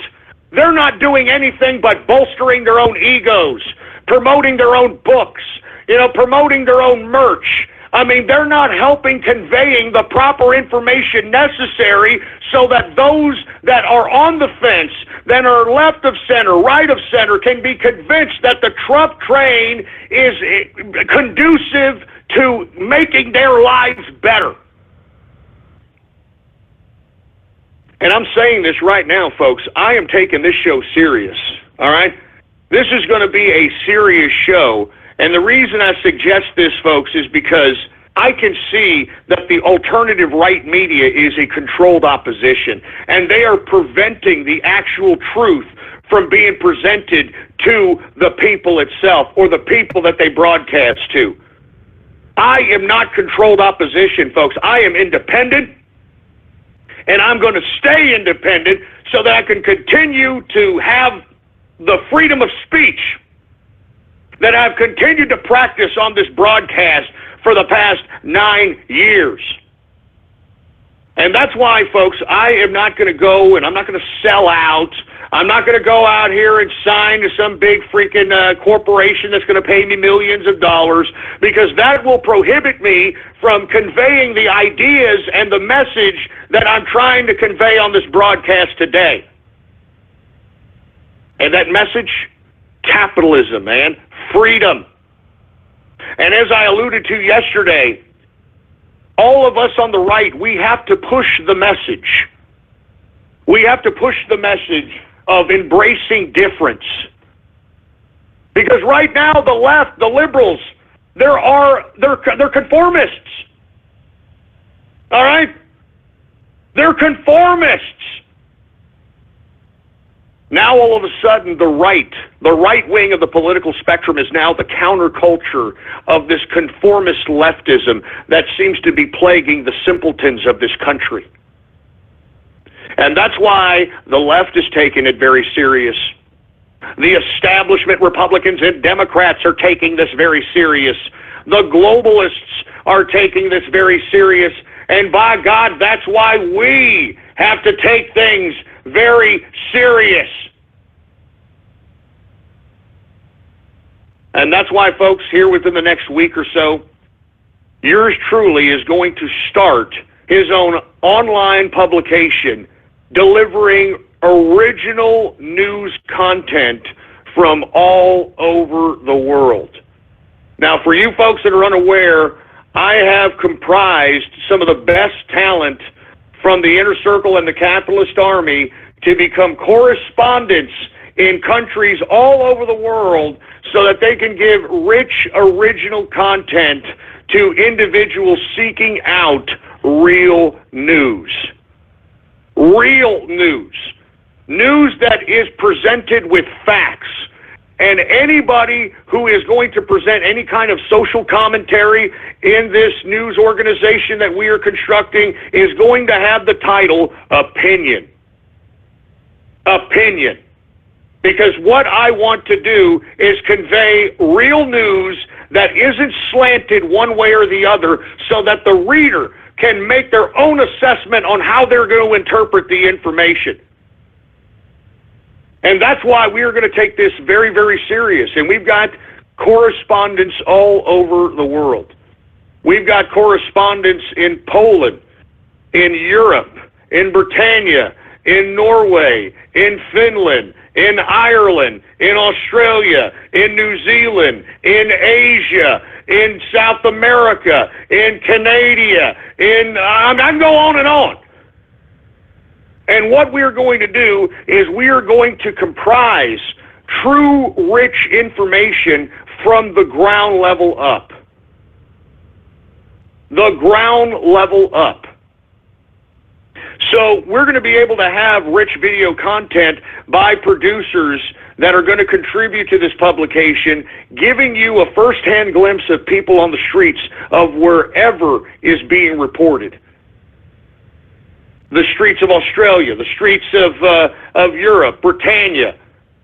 I mean, these are going to be rich stories comprised of politics, economics, and social commentary.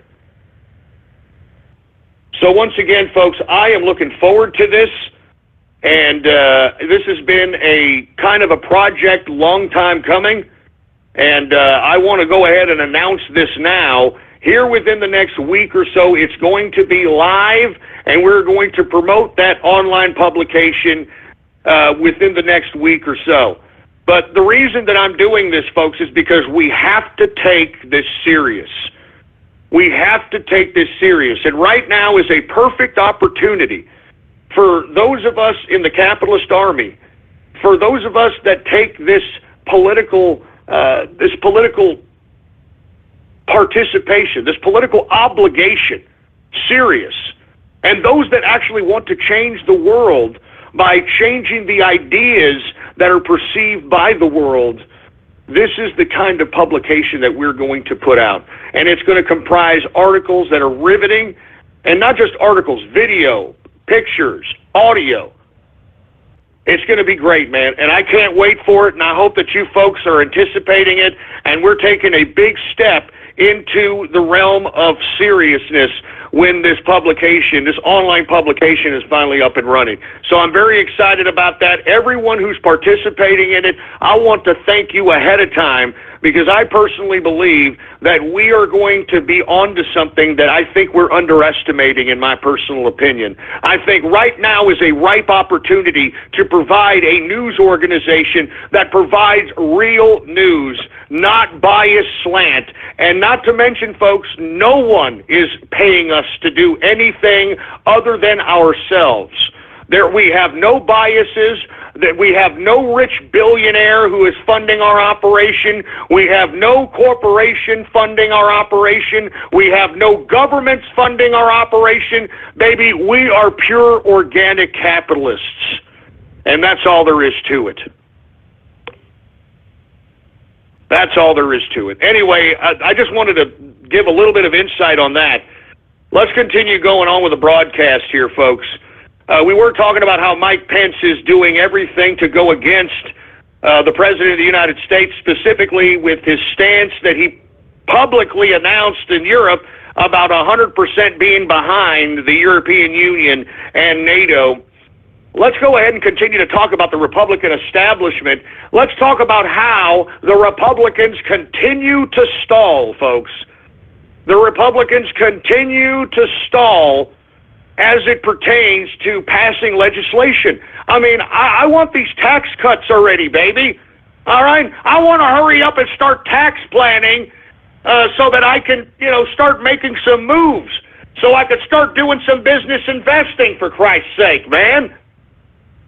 They are dragging their feet. I'm talking about the Republicans in Congress. They are dragging their feet on the tax plan. They're dragging their feet on the Obamacare. They're dragging their feet on every piece of legislation that has been promised during the campaign. And that's why I'm taking this very serious, folks, because we need enough serious political people that can legitimately put pressure on the political apparatuses of not just America, but throughout the world. Throughout the world. I want us to make impacts throughout the world. I want us to be critical of governments throughout the world. I want us to report and give the truth to the people that actually go and seek out the information from us. Anyway, folks, once again, I want to implore each and every one of you to contact your congressman, tweet at your congressman, drop Facebook messages on your congressman, mail your congressman, and tell them to stop pussyfooting around and start facilitating some goddamn bills here. They are sitting on their thumbs, they're acting like business as usual, and they think that the American people are going to be complacent, and they're going to think, and they are thinking right now, that the American people don't care. And we've got to show them we care, folks. I care. That's why I keep doing this broadcast. As I said at the beginning of this broadcast, man, I'm tired, man. I do 3 hours a day. Before I even do this broadcast, I got to prep for 2 hours. All right, that's 5 hours a day of dedicated work so that this broadcast can actually be a reality. And the reason I do it is because I'm trying to convey information to those that are listening, man. I mean, that's the only way we're going to win this fight. That's the only way we're going to change the world. That's the only way we're going to change the perspective of people, is if we, who take politics seriously. We in the capitalist army start reshaping the perspective of people. We start playing the grand chessboard. We become players and influencers within the international community. That is the only way that we are going to change the world, one nation state at a time.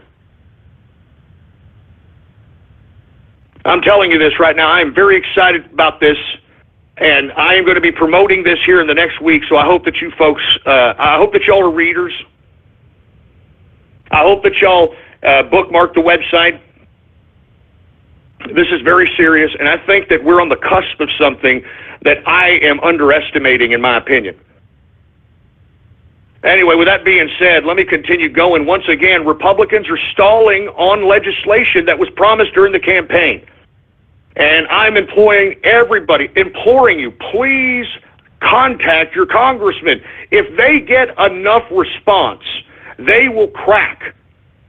They will crack. We just have to have enough people that are serious enough to actually contact these scumbags. Anyway, once again, let's continue going here. Now, did anybody hear about this last night in Sweden comment that was made at the Melbourne, Florida rally by President Trump? And then the next day, Sweden acted as if Trump farted on their best suit or something. I mean, what a bunch of crap. They were trying to come out and say that Trump is exaggerating the kind of Islamic terror and disorder and chaos that's happening in Sweden. All right? And that's literally, it was freaking trending on Sunday that President Trump made some kind of a gaffe as it related to the disorder that's happening in Sweden. Well, folks, vindicated once again, Donald Trump has basically foretold the future because, folks, I don't know if it's still going on, but at least 5 or 6 hours ago, there were riots in the streets and in the suburbs of Sweden, of course, in the heavily populated refugee areas of Sweden, folks. So, once again, Donald Trump looks pretty much vindicated, all right? Pretty much vindicated as it relates to this particular issue, all right? And let me tell you something right now. Sweden is gone, all right? You remember when Sweden was literally a farm for you to get the most ripest, blonde-haired, blue-eyed, big-boobed bimbo, from, literally the source of Bavaria to, I don't know what the hell kind of wild Yehudi, Sharia law, cuckery connoisseur country that Sweden is now at this point in time. I don't know what it is. I have no idea what the hell it is, what it's turned out to be, and I think it's a damn shame. I think it's a damn shame what's happened to all of Europe, for heaven's sake. You know what I mean? I'm surprised what's happening to all of Europe because of this migrant crisis, folks. So that's why I'm saying POTUS, the President of the United States of America, vindicated after allegedly making a gaffe on the last night in Sweden comment that was made at the Melbourne, Florida speech rally at the Trump rally. A complete vindication, all right? So what do you got to say now, Sweden? What do you got to say now? You've got riots. You've got cars burning. You've got all kinds of chaos in the street. Are you going to try to deny that now, Sweden? Huh? Just like you did this past Sunday, you're going to try to deny it? You can't deny it. You can't deny the video footage. You can't deny the pictures. You cannot deny it, Sweden. Vindicated once again, my president. I'm telling you. They try to trash Trump every which way they can. And every time they try to make something up, he's vindicated. All right? And as I stated, folks, it's amazing that this president is able to still get so much done and have so much of an impact in such a small amount of time with so much opposition in his path. I'm talking the Republican establishment, the Democrats, the globalists, the mainstream media. I mean, Jesus Christ, it's Trump against the world, baby! It's Trump against the world! And that's why I am taking this show serious, and I hope that you take this serious. It's time to take politics serious, man. It's time to make America great again. It's time to participate in the capitalist revolution, because that's what's going on here. It's the capitalist revolution. That's why Donald Trump has one of the richest cabinets in world history. It's a capitalist revolution, and that's what you're witnessing right before your very eyes. So why do the globalists want to stop capitalism? Because, folks, globalism is communism. Globalism is communism. That's why they're trying to set up all these nation states into unions, like the European Union, the African Union, the Asian Union, the North American Union. What was Russia called when it was communist? The Soviet Union. I mean, globalism is communism, folks. Central banking was an adherent to communist itself. I mean, Karl Marx wrote about and condoned and promoted the idea of a central bank in his work Das Kapital. So once again, what we are witnessing right before our very eyes in globalism is communism. And what is communism anyway? Communism means the state controls the means of production. Why do you think the globalists are now announcing this past January in Davos, Switzerland, that China is the new model for the world? Why is China the new model for the world? The reason the Chinese are the new model for the world, folks, is because the Chinese government owns all the means of production. The Chinese government are the billionaires. The Chinese government own the industries. That's why the globalists want the Chinese model as the model for the new world order.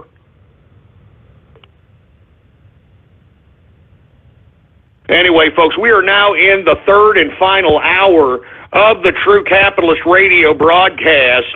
And, of course, I am your host, the man they call Ghost. And once again, folks, I want to thank everybody for tuning in with me. Once again, follow me on Twitter if you have not done so. The Twitter name to follow is Politics Ghost. All one word, no underscores. Politics Ghost is the name to follow. And, of course, the official website of the True Capitalist Radio broadcast is blogtalkradio.com/ghost. That's blogtalkradio.com/ghost. Every one of my episodes is there to download absolutely free, time dated and stamped. Go and experience all the prognostications that yours truly has made since 2008, baby. All right, because they're there. They're all there. Anyway, once again, folks, we've got President Trump vindicated as it pertains to the supposed last night in Sweden gaffe. Complete and total vindication, total victory. Anyway, let's continue going, folks. Did you all hear about this radiation spike in Europe?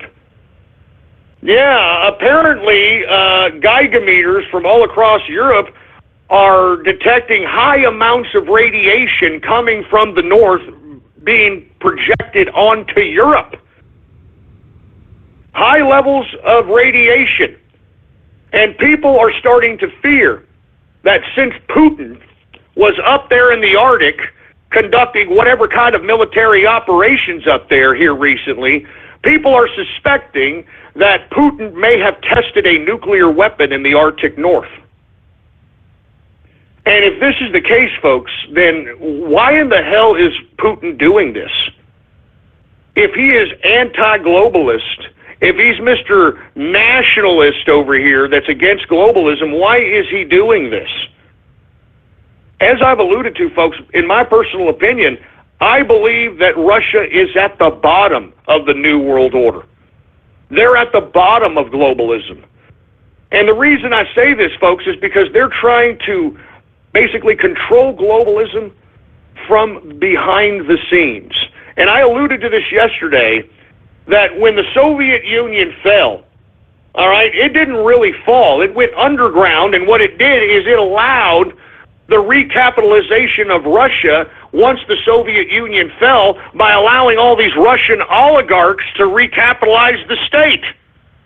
And then once Putin came into power, he incrementally started taking away the freedoms that were accorded post-Soviet Union and started taking them away from the people, started taking voting rights away as soon as he came into power, started taking away the freedom of the press, started taking away different kinds of authorities, he basically propped up a makeshift puppet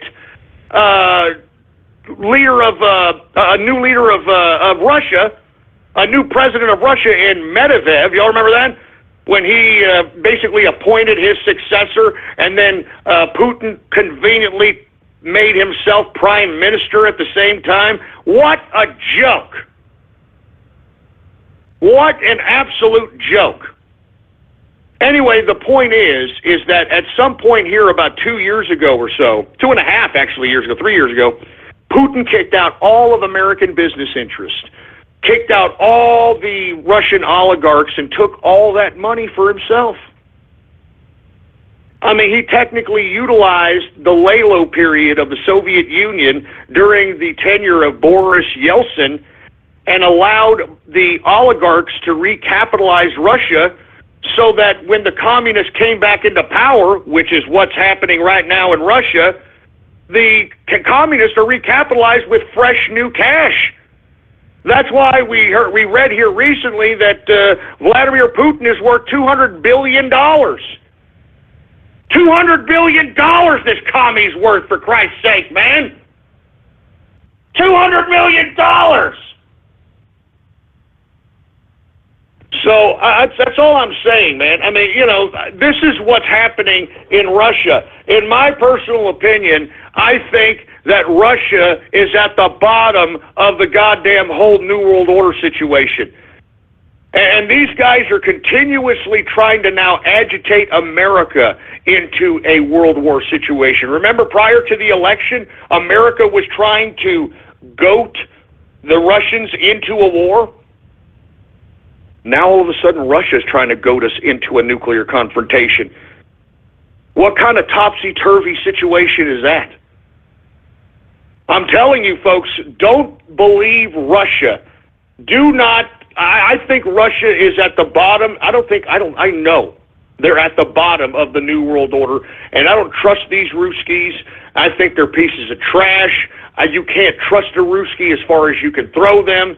I don't trust them. I do not trust them one bit, and I hope that President Trump has some kind of diplomatic relations with Russia that is a love-hate relationship, but based on respect.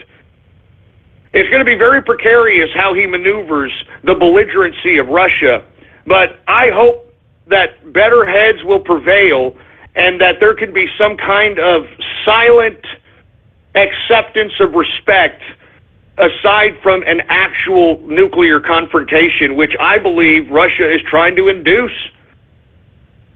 Once again, folks, radiation spike in and around Europe sparks fears that Putin tested a nuke in the Arctic North. That's very scary.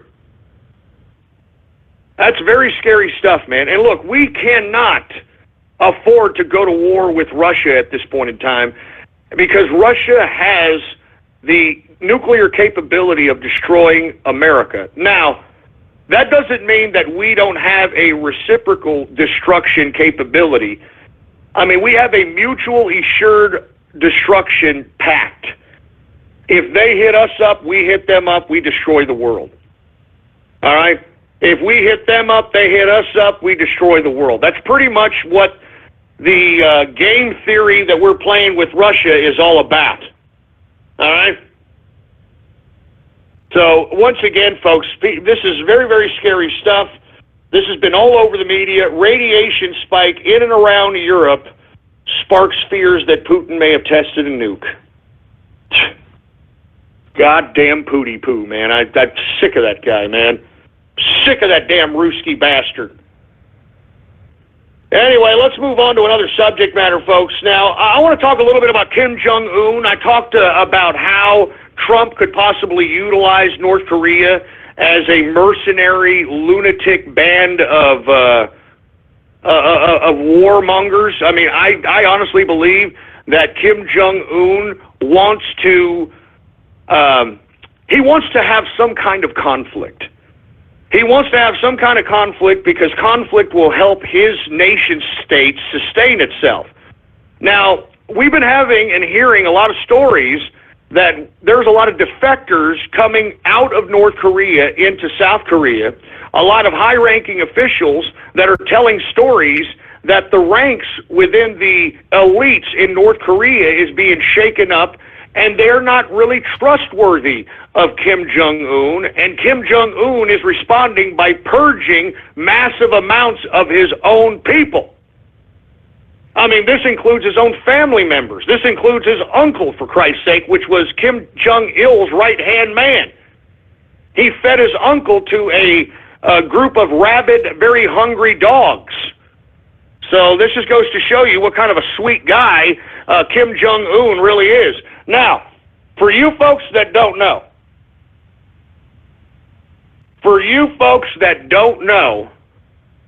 Kim Jong-un is not the rightful heir to the throne or the communist throne of North Korea. It was actually his older brother, Kim Jong-nam, who was banished by his father after Kim Jong-nam tried to sneak out of North Korea so he could go to Disneyland in Tokyo.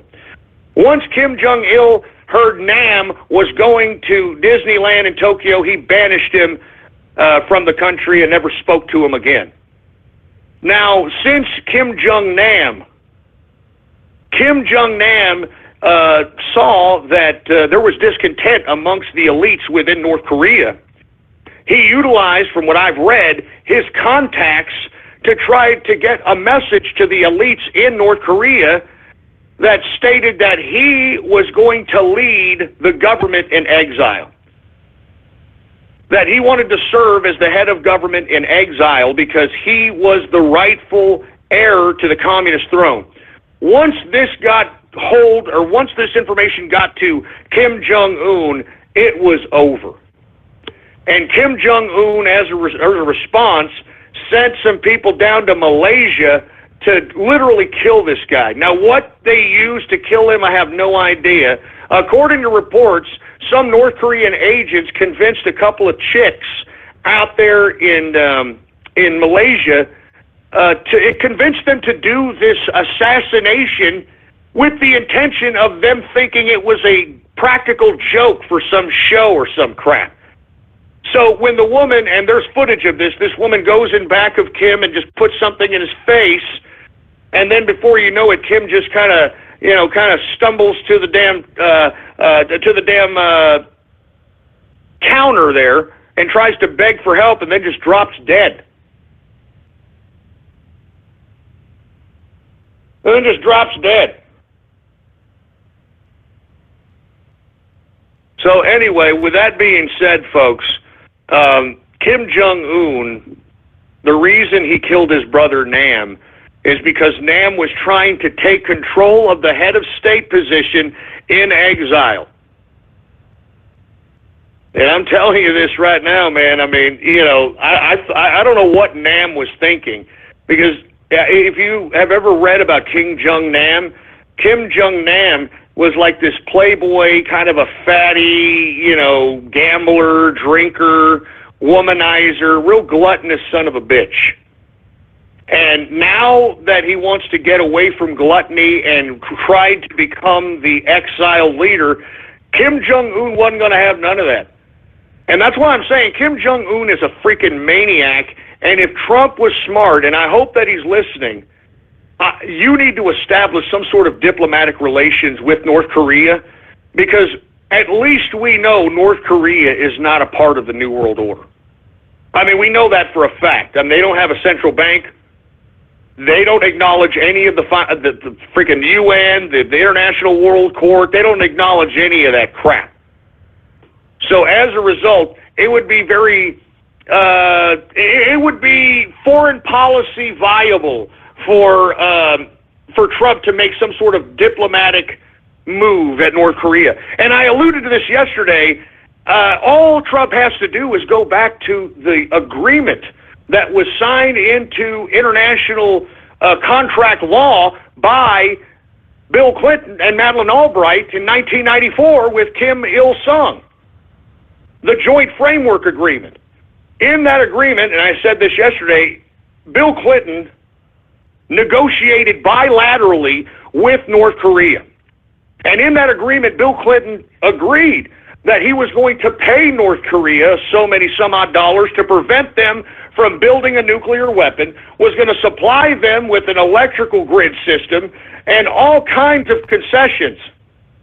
Now, Bill Clinton semi-obliged by this particular agreement during his tenure as president, but when George W. Bush came into power, he said, right when he came in, that he was not going to obey or oblige the Joint Framework Agreement. And if we take a look back during that time when George W. Bush came into power, it was then North Korea kicked out the IAEA, kicked out the UN inspectors, and started turning on their nuclear reactors, and hence they've been belligerent ever since. And the reason I'm thinking that it's a decent, viable opportunity to start diplomatic relations with North Korea is because, and it's not even like we're starting it, we're just restarting the Joint Framework Agreement that Bill Clinton signed. So if any liberals have a problem with it, Trump can say, hey, we're just doing what Bill Clinton decided, we were doing what Bill Clinton signed into power, that sort of thing.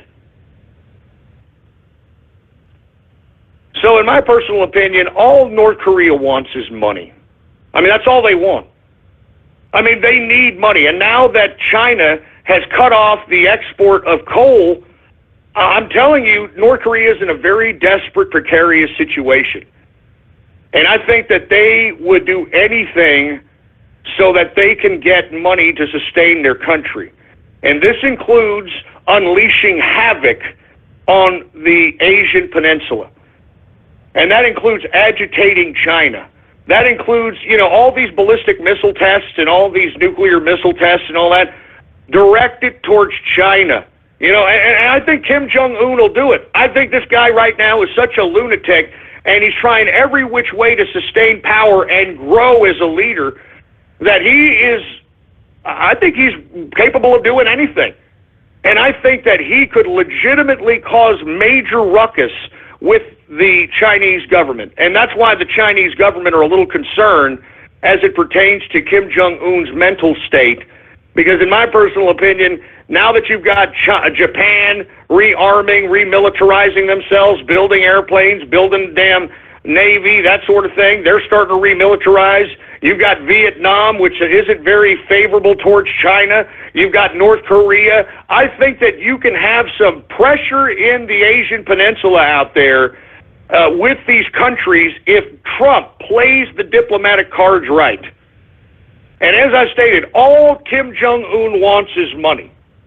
That's all he wants is money. And if we pay him what we said we were going to during the 1994 Joint Framework Agreement signed into international law by President Clinton, then I believe that he will do anything he's told to whoever is paying him and sustaining his country and his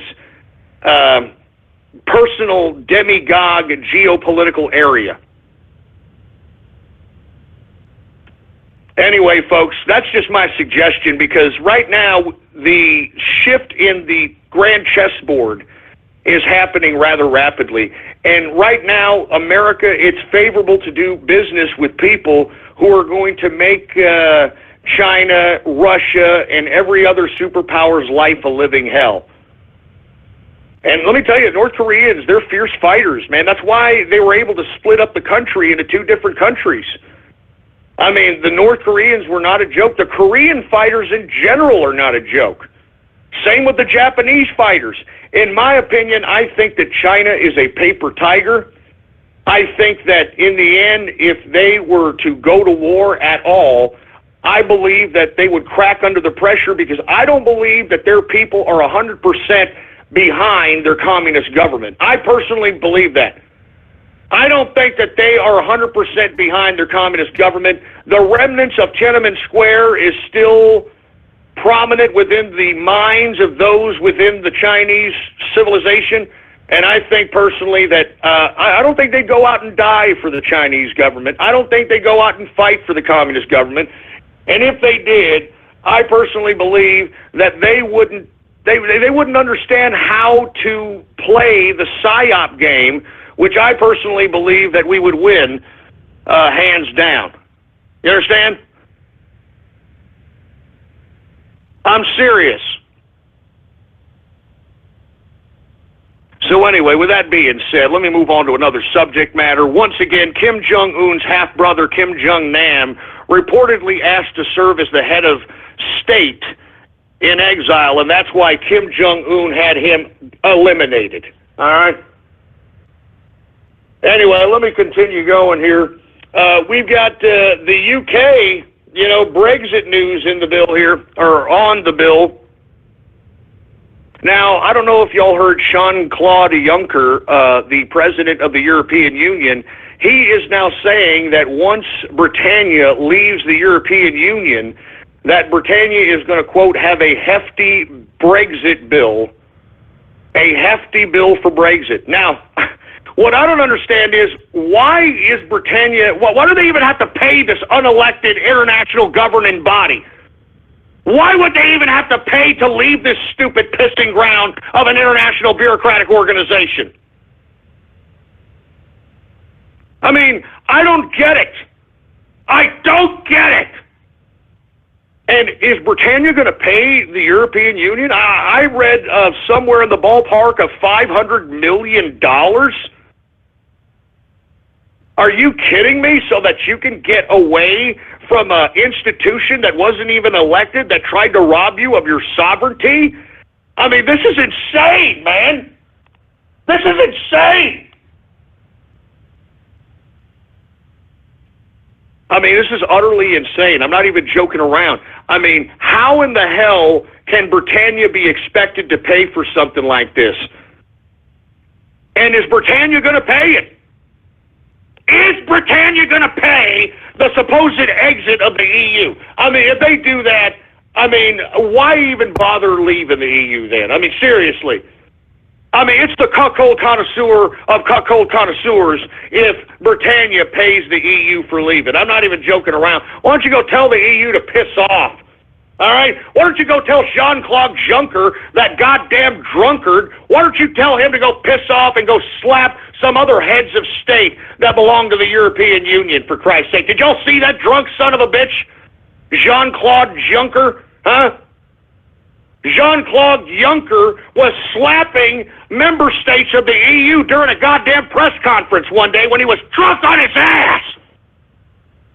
Nothing like a champagne socialist president of a European Union, of a non-elected international governing body, utilizing his time as an international bureaucrat to get drunk before a press conference. Oh, isn't that great? Isn't that typical goddamn bureaucrat, for Christ's sake, man? Good God. Anyway, I don't know. I have no idea if Britannia's going to pay this bill to the EU, but if y'all do, man, cuckold connoisseurs is all I got to say. Cuckold connoisseurs. And by the way, speaking of UK, did you hear about this petition that has gotten 1.8 million signatures against Trump's state visit to the UK Parliament? Can you believe this? I mean, people in Britannia gathered 1.8 million signatures in a petition to prevent Trump from coming over to the UK for a state visit. I mean, what the hell is this crap?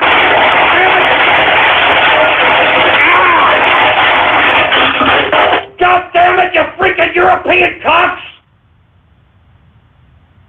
1.8 million signatures for what? For what, UK? For goddamn what? I mean, that's a slap in the face, man. What a disrespect to this country. You know that? Oh, my God. Give me the freaking mic. I mean, what the hell is that about there, Britannia? What the hell is that about? 1.8 million signatures in a petition against Trump's state visit. What a bunch of crap. God damn, that pisses me off, man. God damn, that pisses me off. I mean, I was out there helping you guys out there with Brexit, you know, trying to, you know, promote the vote leave vote and doing everything I can to help my brethren from across the pond. And now y'all guys are spitting in our faces? You're spitting in our faces, gathering 1.8 million signatures in a petition so that Trump won't visit your goddamn country? How is an American supposed to interpret this crap? How is an American supposed to interpret this goddamn whitey?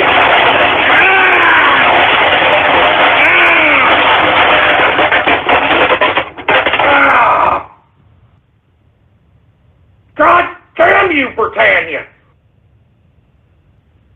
God damn you!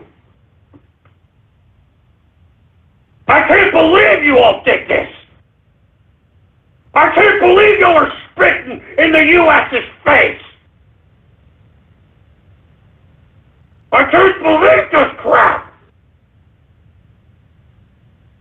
Give me the mic. I can't believe this garbage. How dare you? 1.8 million signatures in a petition, for Christ's sake, man. I mean, what? You know what? I don't get it. I don't get it, and you know what? I don't want to get it. How you like that? I don't get it, and I don't want to get it. And, you know, to Britannia's credit, I mean, you know, I know that you guys are a little cucked. It's not to go without saying that we don't have our own cuckold connoisseurs out here in America as well. But by God, I mean, how dare you try to sit here and disrespect my president by trying to suggest that he isn't worthy of coming to your country because of what he supposedly said. Jesus Christ, what a joke. What an utter joke, man. What an utter joke! Anyway, look, I don't want to talk anymore about the UK. As a matter of fact, after talking about the UK, after talking about them backstabbing us, I need a drink for Christ. Give me my drink, for Christ's sake, man! That's my president that you're disrespecting there, Britannia! That's my president!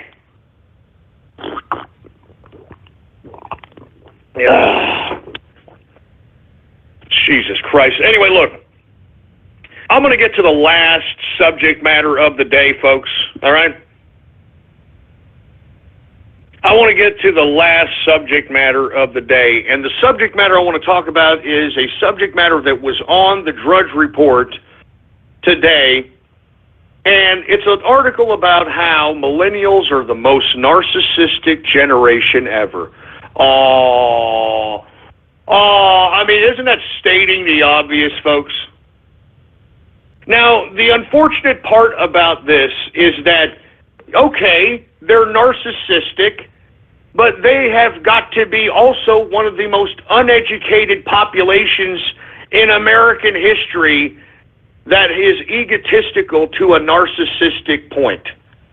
I mean, you have to understand, folks, a lot of these idiots that are narcissistic are very, very stupid people.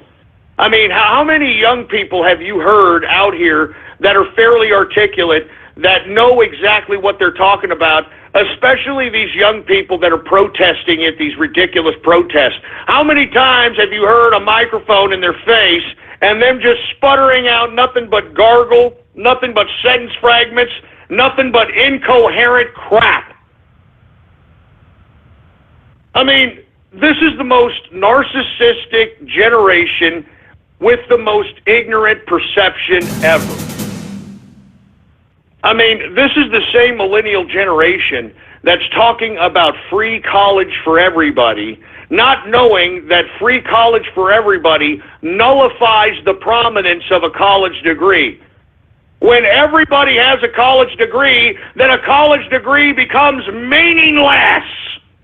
You stupid idiots! A college degree becomes meaningless if it's for free. Do you understand me? Then what becomes smarter than a college degree that's free? Well, maybe a super college degree. I mean, there's always going to be something better, you dumbasses. If you make college for free, there'll be a super university where the super elites and the super students go, and then you're going to ask for that one to be free. It's stupid. It's ridiculous, man.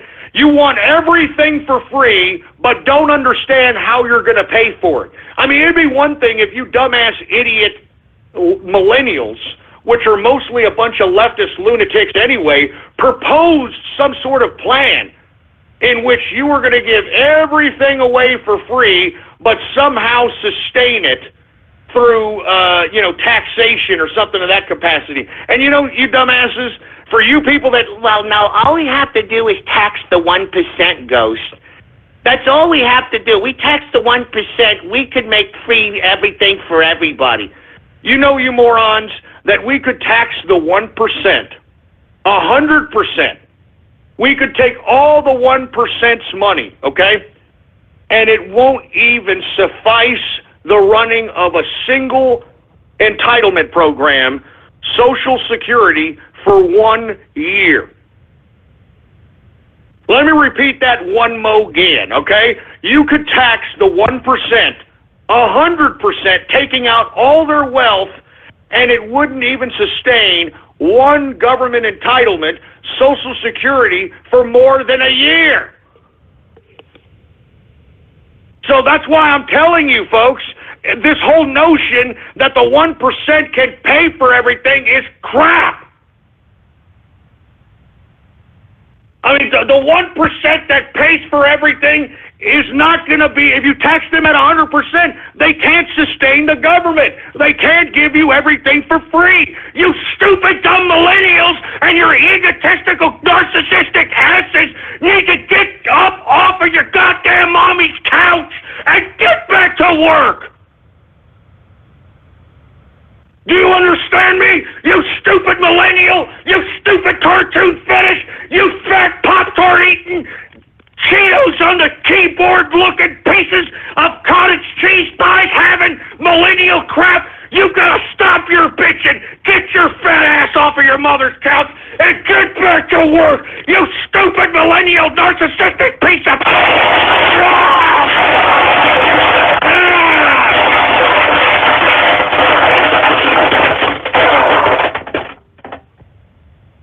You're stupid!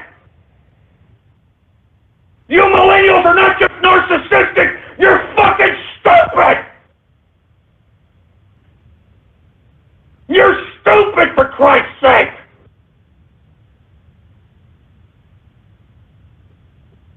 Jesus Christ! I'm sorry. I'm sorry for going off Keister, but I'm so sick of this crap.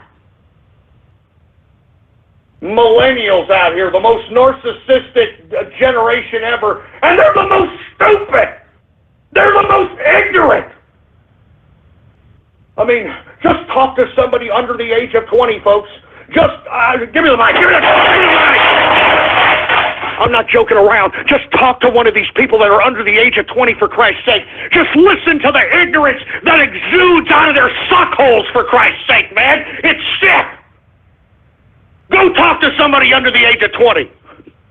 Listen to the ignorance pour out of these sons of bitches. Listen to these stupid idiots. Make me sick.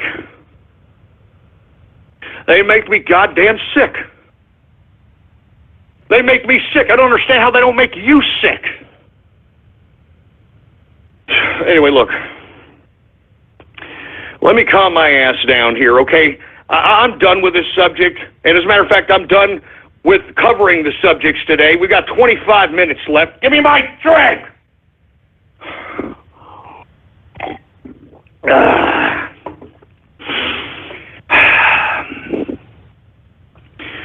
I'm just sick of these young people, folks. I'm sorry. These young people are a disappointment. And, I blame their parents. I blame the education system. But in this day and age of the Internet, you should be able to gather any information, any knowledge that you want. You should be able to have the self-initiative to go out and look for it, read it, and learn it. And learn it! But, of course, it has to be in a video game, doesn't it, huh? Oh, it's got to be in a video game or in a Hollywood movie or in some kind of cartoon for any of these under 20 ass clowns to even be paying attention so that they can gain the knowledge for whatever purpose necessary. Good God. You know what? I'm done with this crap. I'm so done. I'm done. Now, we've got about 25 minutes left, and I know everybody's asking themselves, are you going to do Radio Graffiti, Ghost? I want to know if you're going to do Radio Graffiti, because that's what I want to listen to, and that's what I like. That's what I like to do. I want to do Radio Graffiti. Let me tell you something, all right? Let me tell you something. I don't know what we're going to do with Radio Graffiti. And the reason is because, look at this. Look. I'm going to take one call here. Watch this. Radio Graffiti. Radio Graffiti. The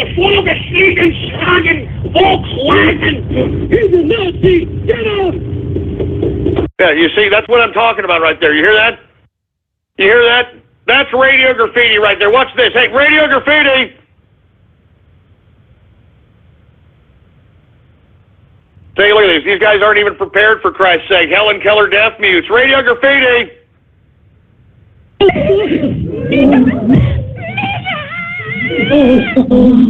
Jesus Christ. Rika Tashiki, my waifu. Give me my belt. Give me the freaking belt.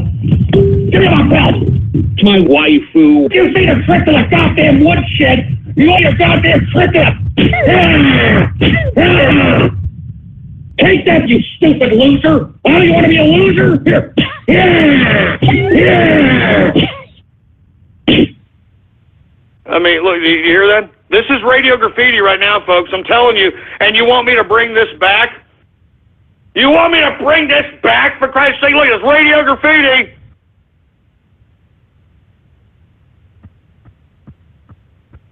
Look at the Helen Keller deaf mute with a damn microphone shoved in his shit funnel. Radio Graffiti. How about Ghost? Radio Graffiti. I got a Milo joke, okay? Why did Milo go to the Walmart blue jeans special? Because he heard boys' pants were low. You think that's funny, making fun of child pedophilia? You think that's funny? Yeah. So I'm going to say your freaking number out on the air. No! All right, 563-999-3791. And the reason I said your number is because anybody who thinks that it's funny to make fun of child pedophilia, for Christ's sake, well then, by God, somebody should investigate your ass. You know what? Shove it up your ass, you dumb. Shove it up your ass!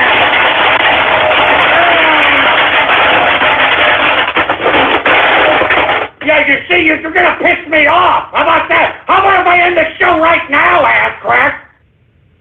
How about if I end the goddamn show right now, you stupid dumb ass crack? Stupid son of a bitch. Give me a freaking, give me the mic. Give me the mic. Jesus Christ, man.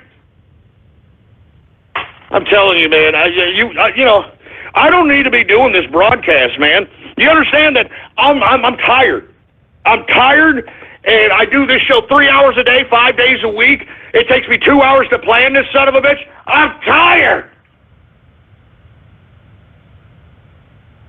I'm tired. I'm only going to take a couple more. Radio Graffiti. All hail Britannia! All hail Britannia! All hail Britannia! All hail Britannia! Oh, that's great. How about Radio Graffiti? All hail Britannia! All hail Britannia! All hail Britannia! All hail... Okay, we get it. What the hell is that about, for Christ's sake? 484 Radio Graffiti. The engineer is here. Hey, engineer! Yeah! Give me my smack. Oh, my God, man. Anyway. Oh.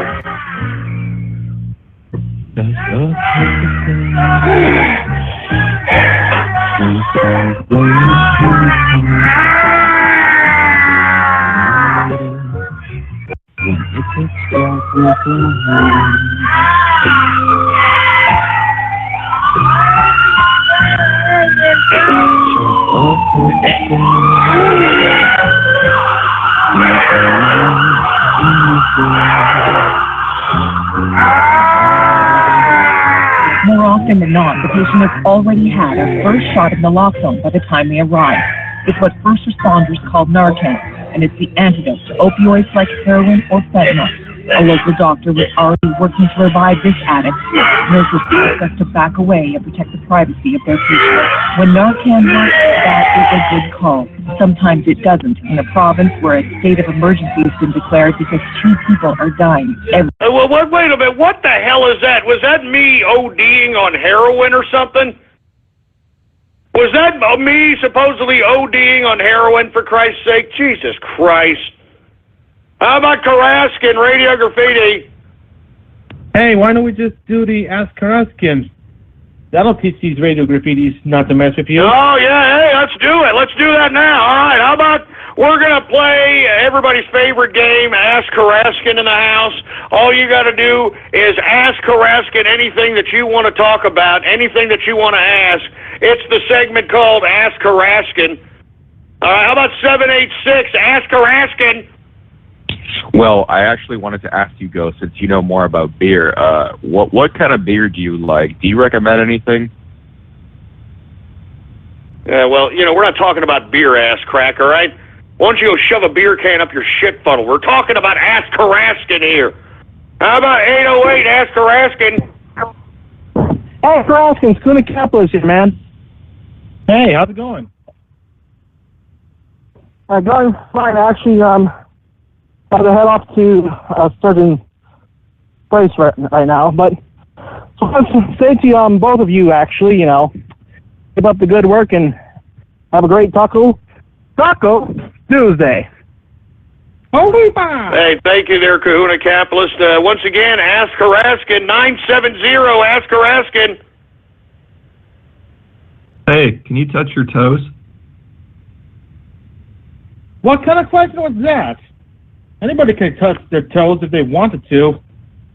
Jeez, this is not rocket science. Yeah, hey, Karaskin, you know, I'm going to have to put you on hold, man. This is really starting to become a bummer here. As a matter of fact, let's get a cluster call going on here.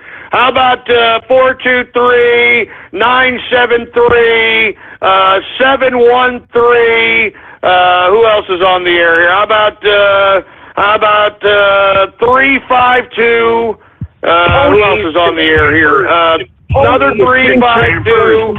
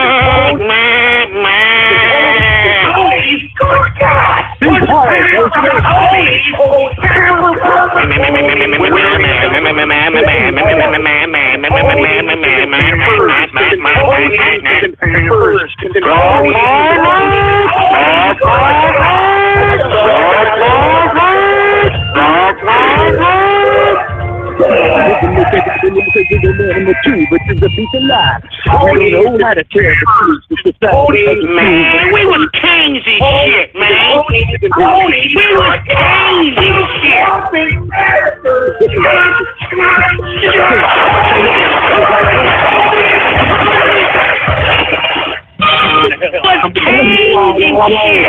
Ponies and the pampers, ponies and the pampers, ponies and barrel roll, wearing diapers, barrel roll, pampers, ponies. I only tried to write nice stories about ponies and pampers. I was only trying to write nice stories. I was only trying to write nice stories about pamping and ponies. Ponies and ponies and ponies. You fucking bastard! You're trying to write nice stories. Ponies and pampers, ponies and pampers, ponies and ponies and ponies. Ponies wearing diapers.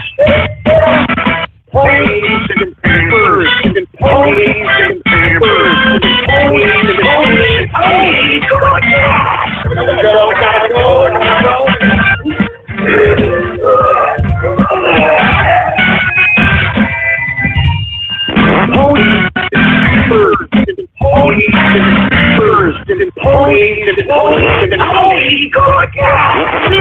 I was just trying to write nice stories.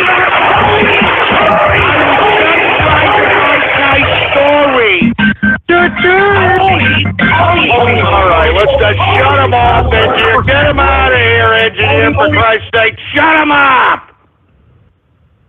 Jesus Christ, man. Anyway, sorry, folks. I mean, but this is the kind of crap that's calling up here, right? This is the kind of crap that's calling up here, for Christ's sake. Sorry about that, acid trip of a chain call there, but this is America. This is it, for Christ's sake. Anonymous Radio Graffiti. Good morning, USA. I got a feeling that it's gonna be a wonderful day. The sun in the sky has a smile on his face, and he's shining a salute to the American race. No. All right? No Adult Swim stuff, please, all right? I'm telling you, Adult Swim went down the tubes when they took Assy McGee off the air. That's all I got to say about that, all right? That's all I got to say about that. Anonymous Radio Graffiti. Good morning, USA. I see where this is going now. I see where this is going now. 213 Radio Graffiti.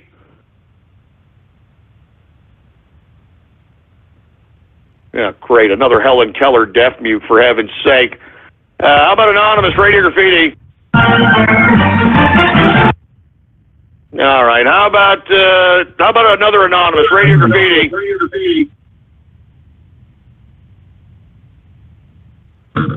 I guess a Helen Keller deaf mute, for Christ's sakes. How about 786 Radio Graffiti? Ghost, this is the African Booty Scratcher. How about you come over here and let me lick your tummy? Oh, my God. You sound like a real African, too. Did you just hop off the boat? Yeah, I come to America to get job at 7-Eleven. You work at a 7-Eleven? That's kind of scary, because I know 7-Eleven is feeding people now. So you make bagels and pizza and hot dogs and crap? I usually make the hot dogs, but I like to give it a little bit of an African twist, if you know what I mean. African twist? No, I don't want you to make. What do you enlighten us about that? Okay, so let's just say people come in and they need a little bit of healing. I do a little bit of and that make you feel better, if you know what I mean. Oh, man, that's racist. Get this asshole. Get out of here, for Christ's sake. Sitting over here trying to make fun of, I'm from Africa. Let me get the hell out of here. That's racist, man. 405 Radio Graffiti. Hey, Ghost, if a civil war broke out, would you be a pissant Yankee or Johnny Reb? Well, I don't think it would be North against South, sir. All right? I think it'd be liberals against people who actually have a pair of balls on the right. That's who it would be about, all right? Jesus Christ, man. What the hell is going on here? How about Anonymous Radio Graffiti?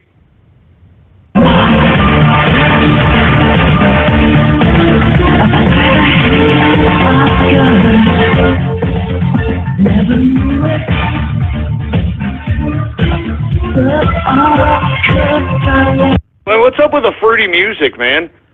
What the hell is up with all this fruity-ass goddamn music? 256 Radio Graffiti.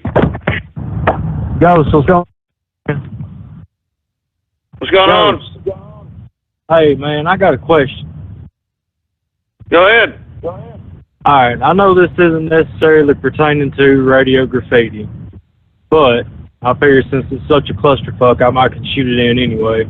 I am 23, started a job about 6 months ago, and they're opening up stock options to me at a 15% discount. And my main question is, would this be a feasible retirement plan to invest in their stock and just let that carry me through? Of course, there is a company-funded 401k, but I don't think that'll be enough to carry me. Well, it depends, sir, on the company. You may want to look at a prospectus of the company if it's going to be around for the next 10 to 15 years. If they have a profitability forecast, if they are not a target for a takeover, then I would possibly entertain the idea of getting those stocks at a discount.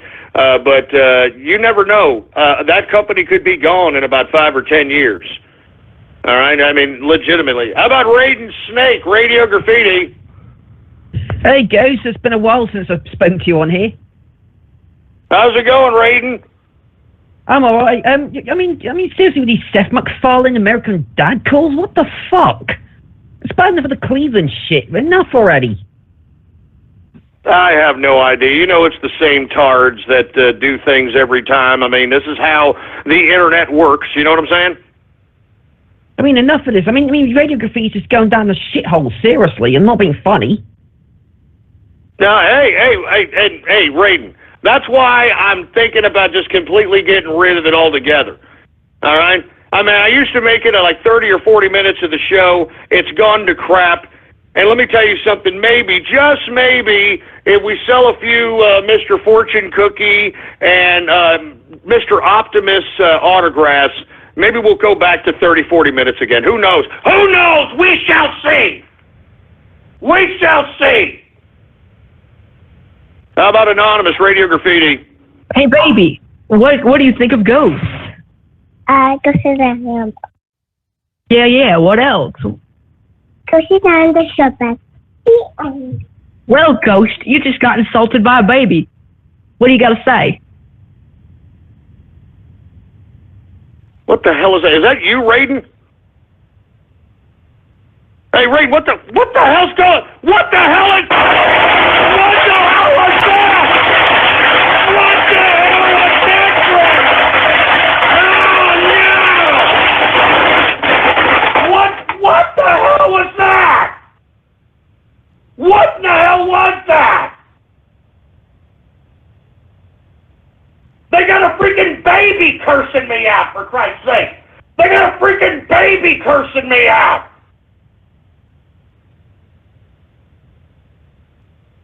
Oh, my God.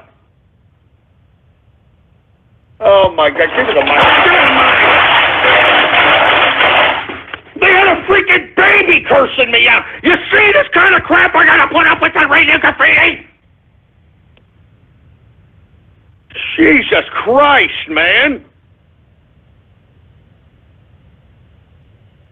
Anonymous Radio Graffiti. Jesus Christ. It's deep NASDAQ. It's deep NASDAQ.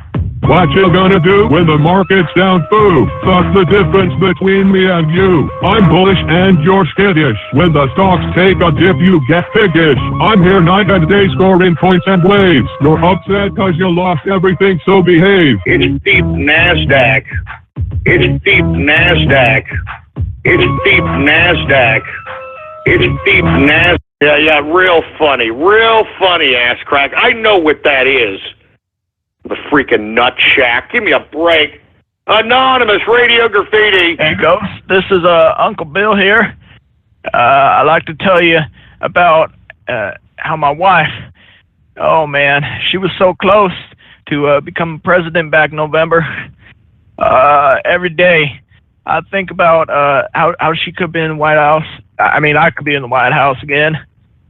Oh, bang. Yeah, and then you'd be raping more women again. That's just great. That's exactly what we wanted there, Slick Willie. Anonymous Radio Graffiti.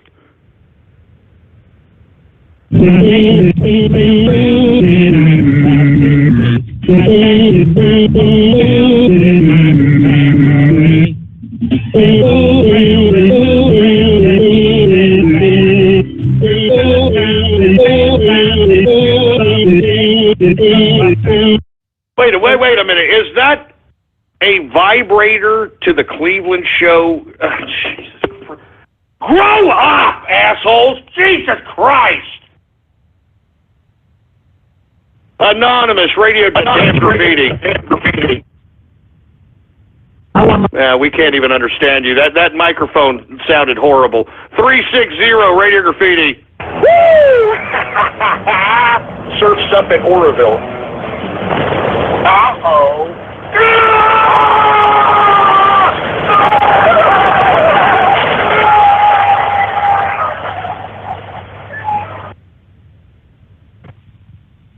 Man, that's not funny, man. I'm serious. You guys are soulless bastards.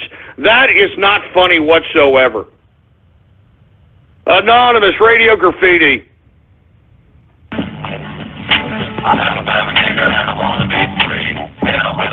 Hey, asshole, get a better computer, all right?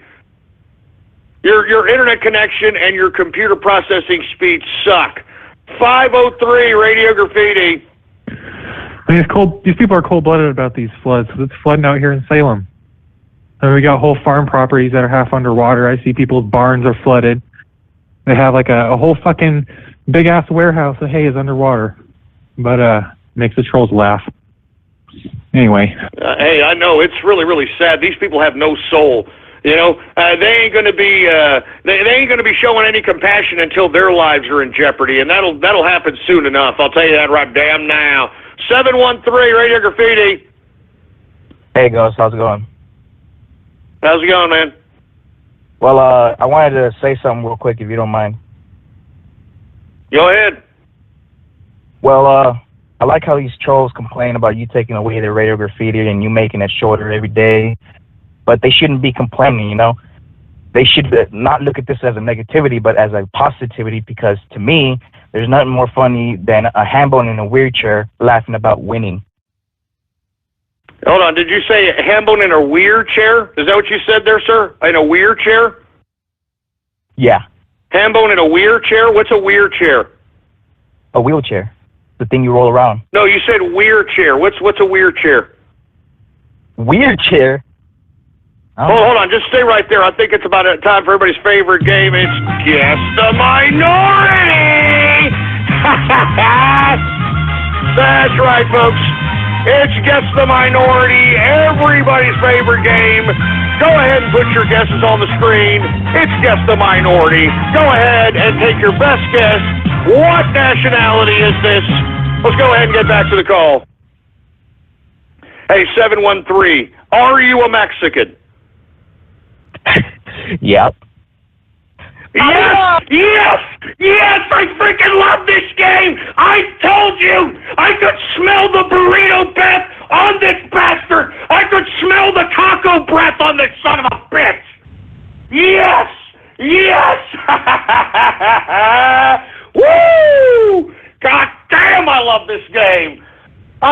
you guessing a Mexican on a Taco Tuesday? The irony, folks. The utter irony. Anyway, folks, I am getting the hell out of here. I'm sorry that I attempted to try to give a little bit of opportunity to Radio Graffiti, and it sucked the chrome off of a 57 Chevy bumper. Anyway. Well, that's pretty much it for guys. That is it for tonight's broadcast. And, of course, pretty decent, but not so good Radio Graffiti, but pretty good show. So, with that said, I'm going to start the next stream right now. And people over at the YouTube, make sure to go to the BN Theater. Links in the description from there. Go ahead, go there because the next stream is going on right now. And also, make sure that you are following me on Twitter at The Radio Network or Politics Ghost. And do also make sure to subscribe to my YouTube channel as I do TZR broadcasts every day, Monday through Friday, 4 p.m. Central, 5 p.m. Eastern, 2 p.m. Pacific, and I'll do them live. And, of course, you'll also be notified if you ever subscribed or if you're on my Twitter, you'll also be notified there as well. Anyways, guys, thank you for coming out. Shout out to everybody. I'll give a shout out whenever we come on Friday or whenever it goes interrupts or somewhat in mid shows or so on. But, of course, just big shout out to everyone coming in. And I'll see you guys tomorrow for the next TCR broadcast. Good night, everybody. It is time for some SmackDown. And, yeah. Good night. Yeah. Good night. Bye-bye.